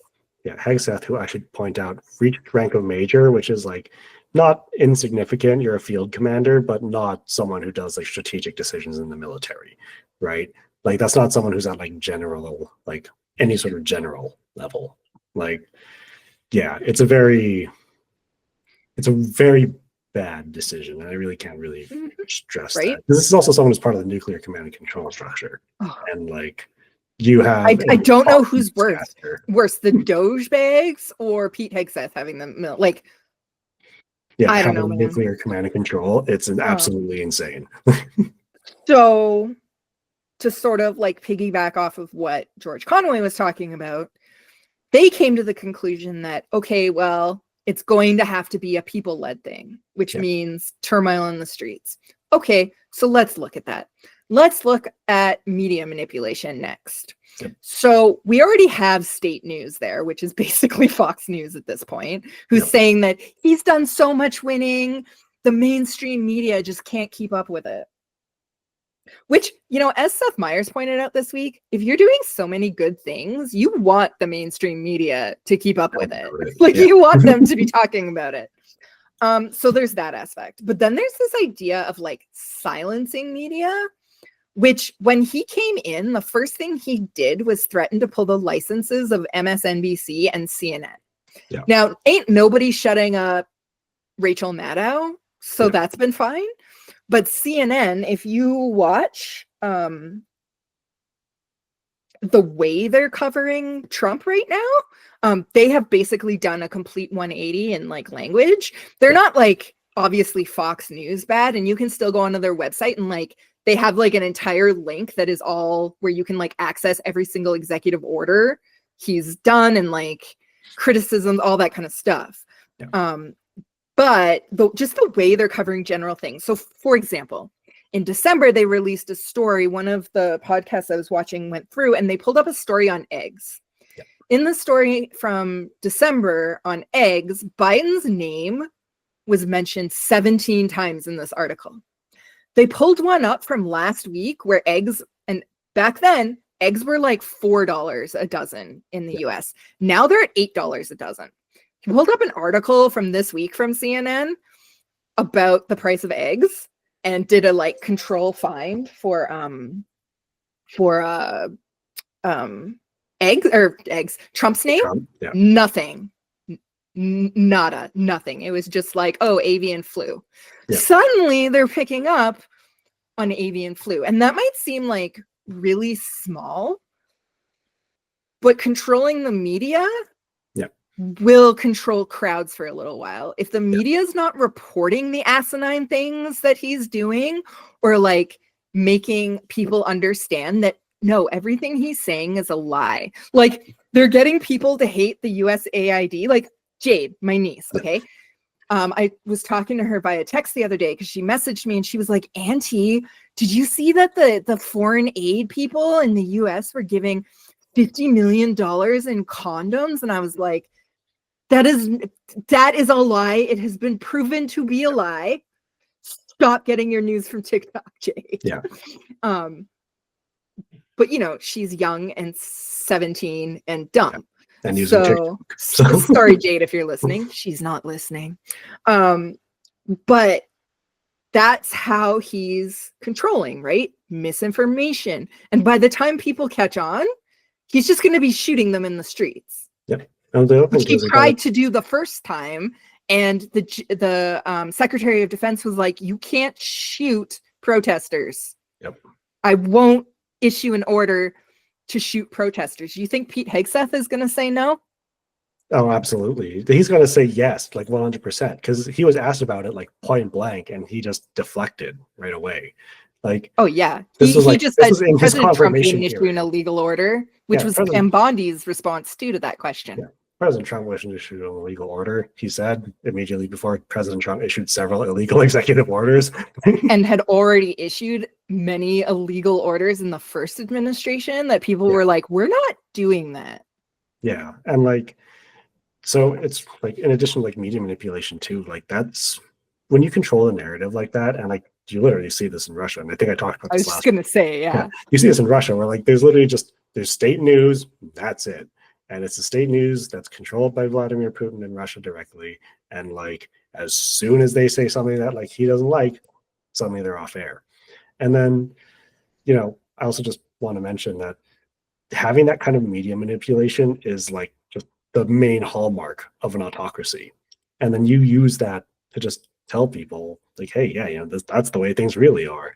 And it's like that joke I mentioned, I think, on the last podcast as well. Like, you have an American and a Russian in a bar, and the American's like, oh, yeah, you know, you Russians have to deal with so much propaganda. And then the Russian's like, yeah, but this is not as bad as the American propaganda. The American's like, we don't have propaganda. And the Russian guy's like, yeah, see what I mean? Like, that's what you're getting now, right? And like, yeah, you know, I mean, not TikTok, X. Yep. It's literally a propaganda machine. Facebook, which too, brings right? us to oral. Help me out, Rio. Oligarchic. Thank you. Yeah, Oligarchic entanglement. Yep. Musk is basically controlling the narrative on Twitter. Yep. These people also tend to like get government contracts. But what's interesting is like Trump's just taking that to a whole new level. He's just like, here, be a government. Like, he's not even like trying to hide it. Yeah. Putin tries to hide it by like keeping them at arm's length and just paying them money. And then when they get too annoying, he poisons them or throws them out a window. Yeah. The amount Elon of Musk in Russia is fascinating. I know, right? But Elon Musk sent literal cronies to jails after Trump emptied his jails into America, which, by the way, was really funny that he was talking about how he wants to get the criminals out of America when he was talking about how other countries dump their garbage in America. Like, talk about that hypocrisy. And then there's just this idea, like, if you go one step beyond that, of just like normalizing authoritarianism. Mm-hmm. If Hillary Clinton did any of it, Hillary Clinton had like a slightly kind of unsecured server that she was sending not important emails over. Yeah. And like it basically destroyed her political career. Yeah. What the fuck? Yeah. Could you imagine if Barack Obama did any of this? Yeah. If Barack Obama did any of this, everyone would be losing their minds. But the fact that it's Donald Trump doing this, people are just like, it's Donald Trump, he's joking, right? It's just Trump being Trump. Yeah. But like, and well, I'm just going to shift us along further in our notes. This is the normalization of authoritarianism and autocracy, right? Like you make it easier to have these conversations like, oh yeah, you know, he's doing this, and you just keep doing it. And eventually at some point, like psychologically, like that's how it works. Like you just hear something enough that at some point your brain is like, yep, that's true. That's just the way it is, right? And then that media manipulation, X, Twitter, Facebook, X is Twitter, X, TikTok, Facebook, you know, Instagram nowadays too. Like, my God, do I get a lot of like pro-Trump things on my Instagram? It's kind of shocking. Like, since what's his face was like, we love Trump now. Yeah. Yeah, I've noticed that on both Instagram and Facebook. Yeah. Now. Which is funny because Facebook wasn't like in Canada, they're not like, they don't want to show news and stuff because they don't want to abide by that law that the Liberals passed last year. Yeah, where you have to pay. Yeah, like news outlets and stuff. Yeah, so I don't even know what else to say about this. So I don't know if you have any closing thoughts, but like this is just fucking insane, and I can't believe Americans are this stupid. So I actually have one more note. And Perfect segue. Thank you for the setup. Because another thing to kind of be aware of, especially like in transitions to autocracy and like in autocratic governments, is an erosion of public education, right? Like what's really like common. the dismantling of the education department. Yeah. And like what's really common now, just as example, is like, you know, what was it? I think it's something like 60-75% of Canadians have a high school, or yeah, 65-75% of Canadians have a high school diploma. And in the States, that number is something like 65 or 67%, something like that. Like 2/3 of the population has a high school diploma. And like at one point under Fidel Castro, and this is mentioned in the Dictator's Handbook, Cuba boasted almost a 100% literacy rate. But any sort of like secondary or like advanced education was extremely rare to have. And the reason why is because you basically like, in an autocracy, you don't need like you don't want or need highly intelligent people, right? You want people that are like just educated enough to do their jobs, but like not stupid enough that they're gonna like cut their own hands off using a hacksaw, right? Like you need them to be like just smart enough. Yeah, right. But Pam Bondi is a great example of that because on paper she looks great. She was the AG in Florida. She actually had initially signed on to go after Trump for Trump University, but then got bribed and withdrew her charges. So like, but on where'd all that paper, integrity suddenly go? right? But on paper, she looks great. And like, even in the confirmation hearing, she was saying all the right things. And they asked her like, oh, is your loyalty to the president and the American people? And she was like, the DOJ is for the American people. Like, it's not that she doesn't know how it's supposed to work. It's that she's entrenched with a dictator now. And none of these people have any backbones, which like, okay, maybe I'm not done ranting about this because like, I, for the life of me, can't figure out what's going through these Republicans' minds because they could impeach Trump like 10 times over in 2 weeks. But like, I can't figure out what they're so fucking scared of. Like, from my perspective, like how far before they're like, oh crap, my constituents might actually unseat me over this. Because like in the US, they're the check on the president. If the president's doing illegal things like this, you impeach them, then you get JD Vance and he continues to do that, and then you impeach him.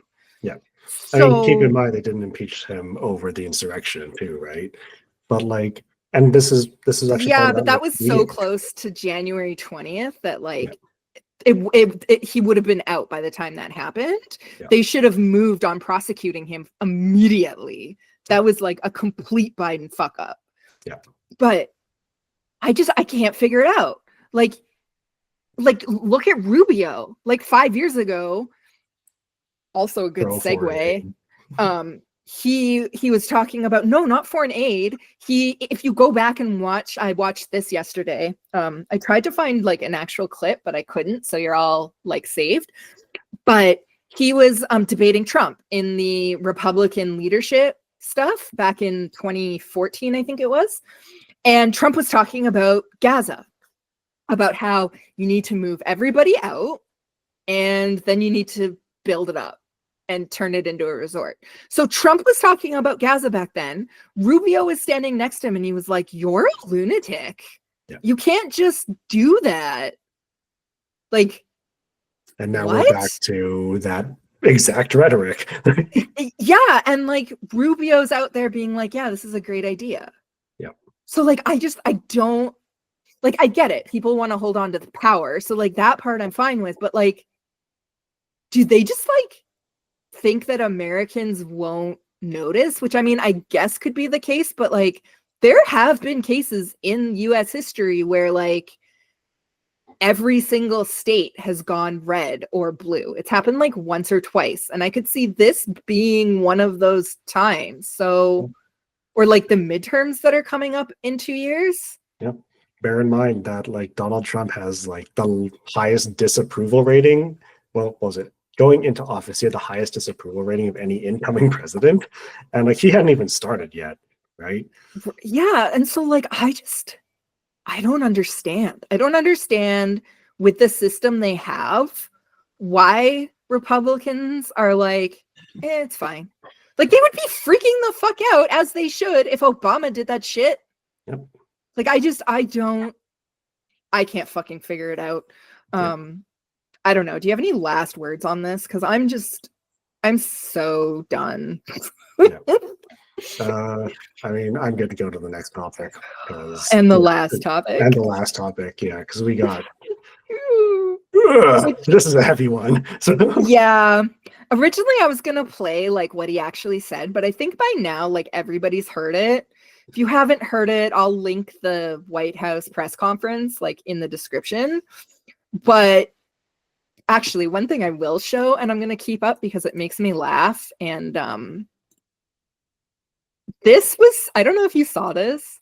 This was Susie Wild's face when he started talking. It's like, she's like, what the fuck?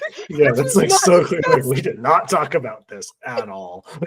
That is like the like mom side eye. Like, what the fuck are you doing right now? Yeah, that is the angry mom, like, you're in so much trouble when we get home, mister, kind of look. Right? Like, so if anybody did miss this, which I can't see how you would have, even if you live under a rock, a sitting president of the United States openly endorsed ethnic cleansing in Gaza. He came out, even, I don't know if you watched the press conference, but even Netanyahu was like, what did you just say? I mean, I'm going to run with it, but dude, what did you just say? So Trump came out and said that America's going to own Gaza. They're going to ship the people to Jordan and Egypt, which, spoiler alert, Jordan and Egypt were like, no, you're not. Fuck that shit. And the Palestinians were like, we're not leaving. That's our home. Yeah, that's our land. And if that's not bad enough, Trump wants to build it up for the real estate and make it a resort town, which I'm sure will be owned by the United States of America and not Trump. Yeah. Mar-a-Lago Middle East edition. Anyone? Like, and here's the thing, like, people aren't wrong about the whole, like, flooding the area with shit, okay? Like, Trump says a lot of stuff, but just saying this about the Middle East is a crisis in itself. Yeah. Like, this is batshit crazy. Yeah. Like, just you going out on a stage with Netanyahu and saying you're gonna do this? Yeah. Who, by the way, like, Israel is a U.S. ally, right? And you're saying you're gonna, like, inflame a U.S. ally? Genocide much? Yeah. And then just saying, so, okay, so here, let's bring this full circle right back around to tariffs. Trump wants to, the peacemaker wants to send troops into Gaza to rebuild it as a resort, take over the Arctic for the minerals, take over Canada also for the minerals, which I don't think I mentioned earlier, but one of the things hot mic'd from Justin Trudeau was like, yeah, he wants our resources, because of course he does. Yeah. He wants Panama for the canal because that's huge amounts of dollars. Yep. And he wants to tariff the crap out of his people so that he can fund all this. Like, at this point, I don't know why else he would want these tariffs. Like, it's just imperialism. How are you going to fund your imperialism otherwise? Yeah. And like, how often do we let him say, I'm going to take Canada? Oh, haha, he's just kidding. Like, how is Gaza now the line, which it kind of appears to be? Yeah. Like, is this the point when the world goes, like, even Russia and China, the UK, Canada, Russia and China were like, what the fuck is wrong with you? Yeah. Russia and China were like, you can't do that. And he was like, yes, I can. Yep. I'm going to send US troops in. Yeah. And this is Russia and China. Russia, who has invaded its neighbor illegally, by the way. Like, just said, like, telling someone that they can't just send troops in. And he's just saying, yeah, well, why not? right? And like this kind of again ties back to what we were talking about earlier, like just the increased militarization and the rhetoric of just increasing militarization and like the use of the military should be extremely alarming because that's a hallmark of autocracy, right? Well, and this is like, okay, so this Gaza stuff is actually the perfect example of spin in like real time. Yeah. So Marco Rubio, immediately following this, jumped in to claim that no, he just means that we want to rebuild Gaza, which like didn't help when the next day Trump was like, no, we're going to make it a resort and I'm sending in troops. So like that kind of went out the window. And then Fox News immediately started spinning it as a brilliant negotiating tactic, a leader thinking outside the box, and that of course he doesn't actually want to ethnically cleanse Gaza. I don't know, like my initial thought on this was because like nothing's more rational than ethnic cleansing. I mean, and and here's the best part. In my see, this is how dedicated I am. I watched Fox News for all of you people. Jesse Waters flat out suggested that if Jordan and Egypt won't take Palestinians, they should just send them to Greenland. Yeah, because those Mediterranean folks aren't going to do so well in the North Atlantic, right? Yeah, that's the problem with that, Rio. I mean, I just wanted to point out, like, I just wanted to point out the level of abject misery they're going to be stuck in. But like the deportation and like relocation. I mean, them freezing to death is just probably a bonus for somebody like Jesse Waters who doesn't give a shit. Yeah, that's probably what Donald Trump wants anyway, right? The Five, which is a Fox News insano program, was arguing about. So this is what I don't understand. This show has like 4 people, like Jesse Waters, that crazy lunatic right judge, somebody else, and then Jessica Tavlov, I think is her name.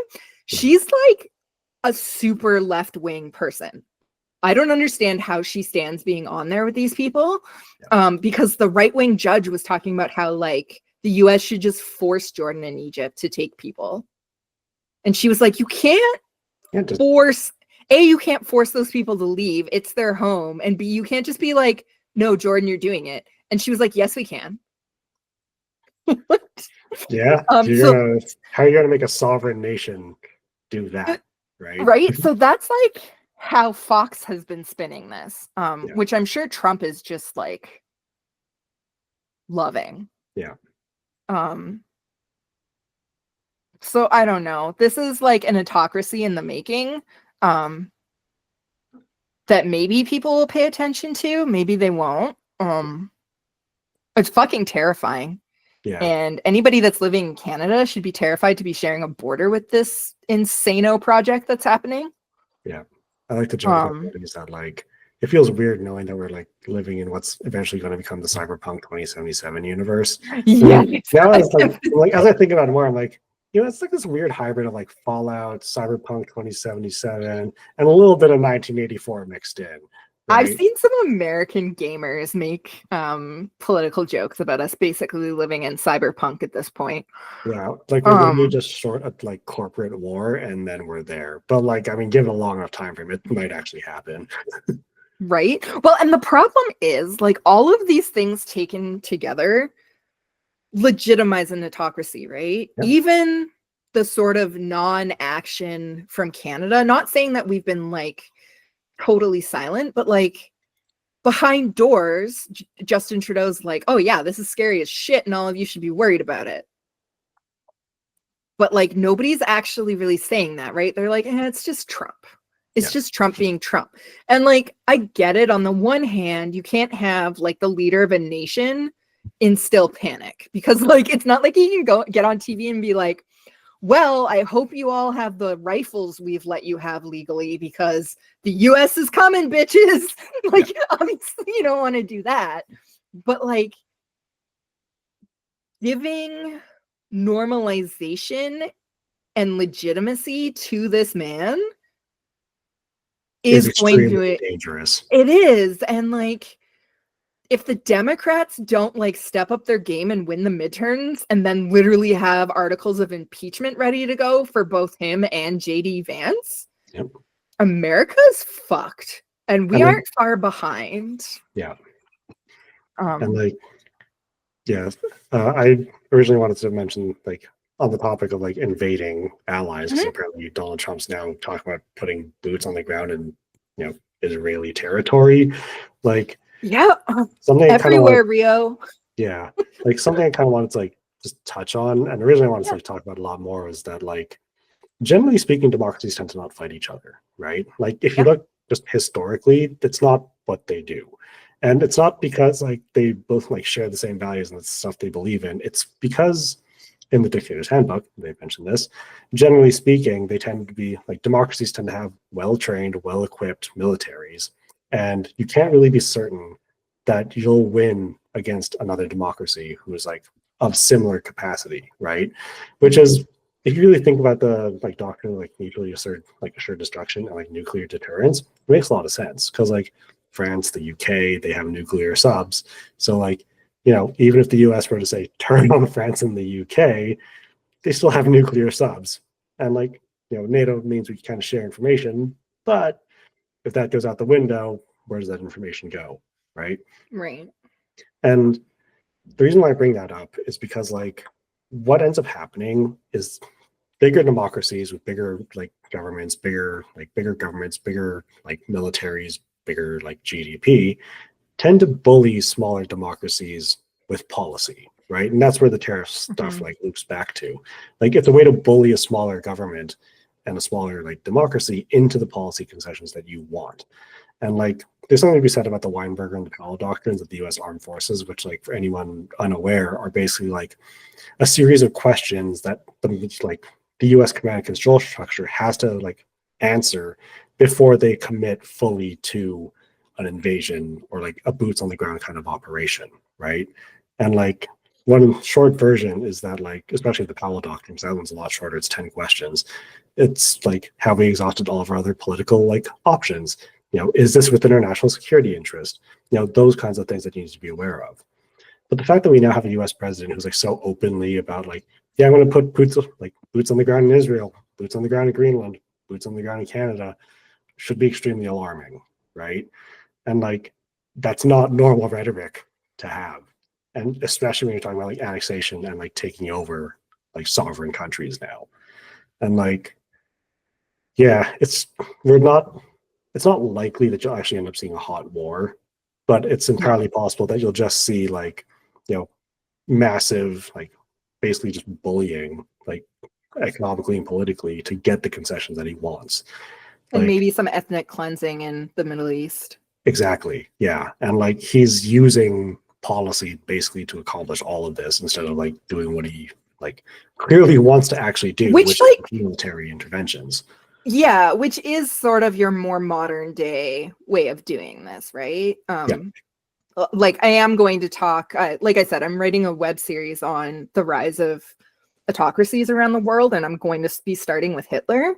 Yep. And I guess that's kind of where that fork in the road is, right? Like Hitler then, well, I mean, not even, right? Because Hitler wanted expansionism for his people because he saw that as German strength. So like maybe it's not so far-fetched. But I think the difference is that left versus right, right? Because Hitler was a socialist, a very racist socialist. That wanted land and resources in theory to make things better for what he viewed as legitimate Germans. Whereas Trump, he just wants other people's land because he thinks in his little tiny brain that will somehow not so much that, but like he's a lame duck, right? So I think in his like 82-year-old rotting brain, this is like a legacy, white man legacy bullshit. Yeah, very much like Vladimir Putin invading Ukraine has been like. Yeah, right? exactly. Like, it's a legacy piece exactly. because he's trying to restore the Russian Empire. It's Donald Trump trying to build a legacy piece by rebuilding the American empire, not realizing that the American empire already spreads around the world in the form of capitalism, right? And also the whole making more money thing, because like I would love to see the ownership papers of Gaza if it ever gets that far, and I bet it's not going to be the US Treasury. I'm just saying. Yeah. So do you have any other like last thoughts on that? I do have some last thoughts in general, but not on specific to Gaza. So. Okay, no. Give us your last thoughts and then I'll do my show close. Okay. Yeah. For me, and this is just like me kind of being like, hey, policy alternative.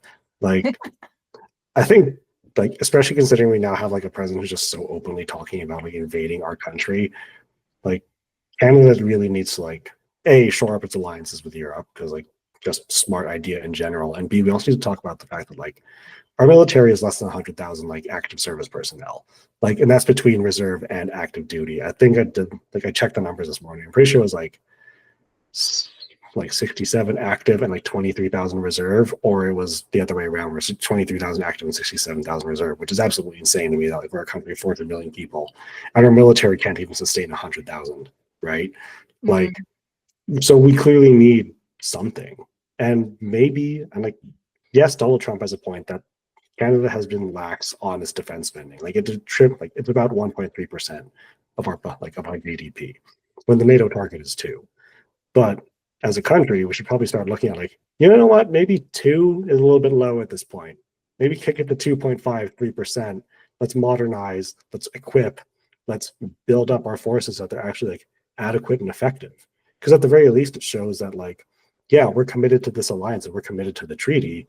And I can't believe I have to say this, it makes it less appealing to want to invade a NATO ally if you know that your NATO ally has a competent and capable force, right? Yeah.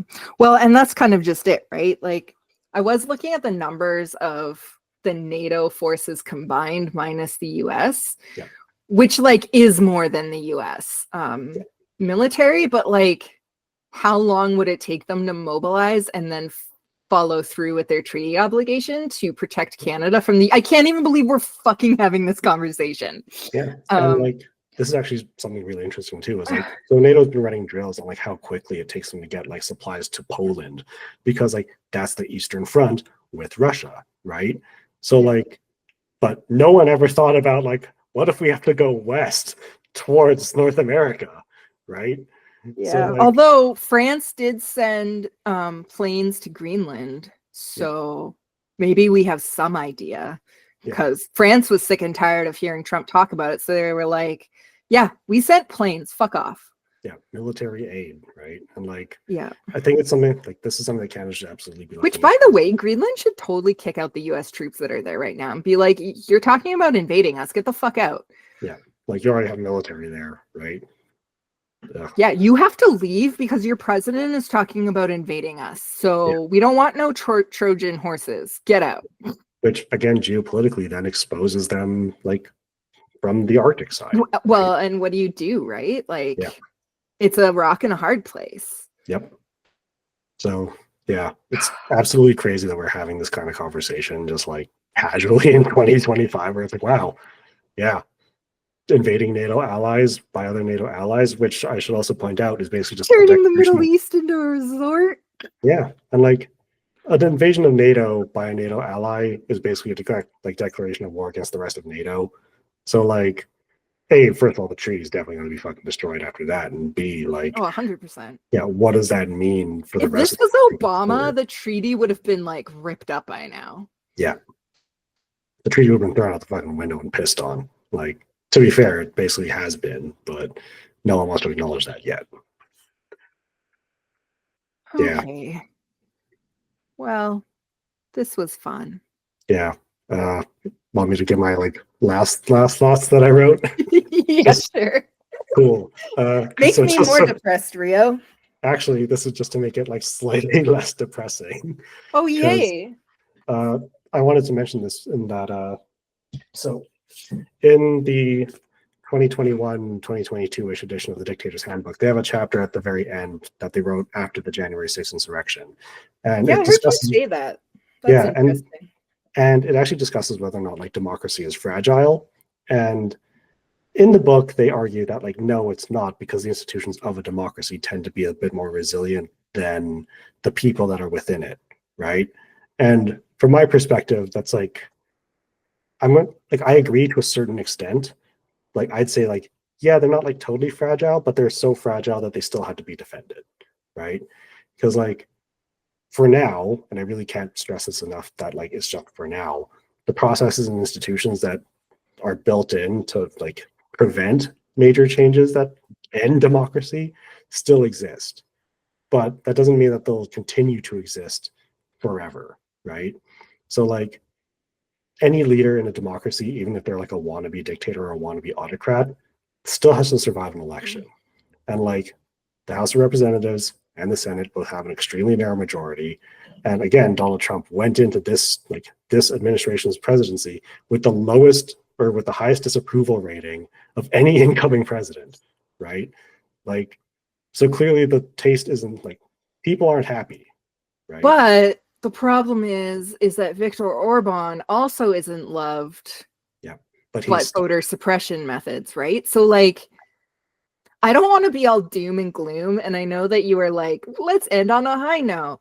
Yep. It's going to rely on Americans getting the fuck out in the midterms and voting blue. Picking out your Republican senators who are doing shit, which by the way, they clearly don't want their jobs anyway. So take them away from them. Yeah. I mean, if you're sleeping in the Senate or like House meeting, like you probably don't actually want to be there. You're just there to collect the paycheck, right? And like, yeah, the separation of powers is what the United States was founded on because they were tired of being ruled by a monarch. Like, I don't think anyone really wants to be ruled over by another monarch. So like, Americans do have to be the ones to wake up and do it at the end of the day. So yeah, that was my last thought. And I'm going to just plug this because I'm very pro Dictator's Handbook. If anyone wants a really quick introduction, YouTube, like go on YouTube and look up CGP Grey Rules for Rulers and Death and Dynasties. And you basically got like the Cold Notes versions of the book. So like, yeah, go watch those and learn a little bit more because it's really interesting. And like, that's how I read this book. And then that's how I read 5 other books on the subject. So all right, so we'll leave it there for today. Just a reminder, this is not normal. So people have to stay angry and loud. Vote in your midterms. They're in 2 years.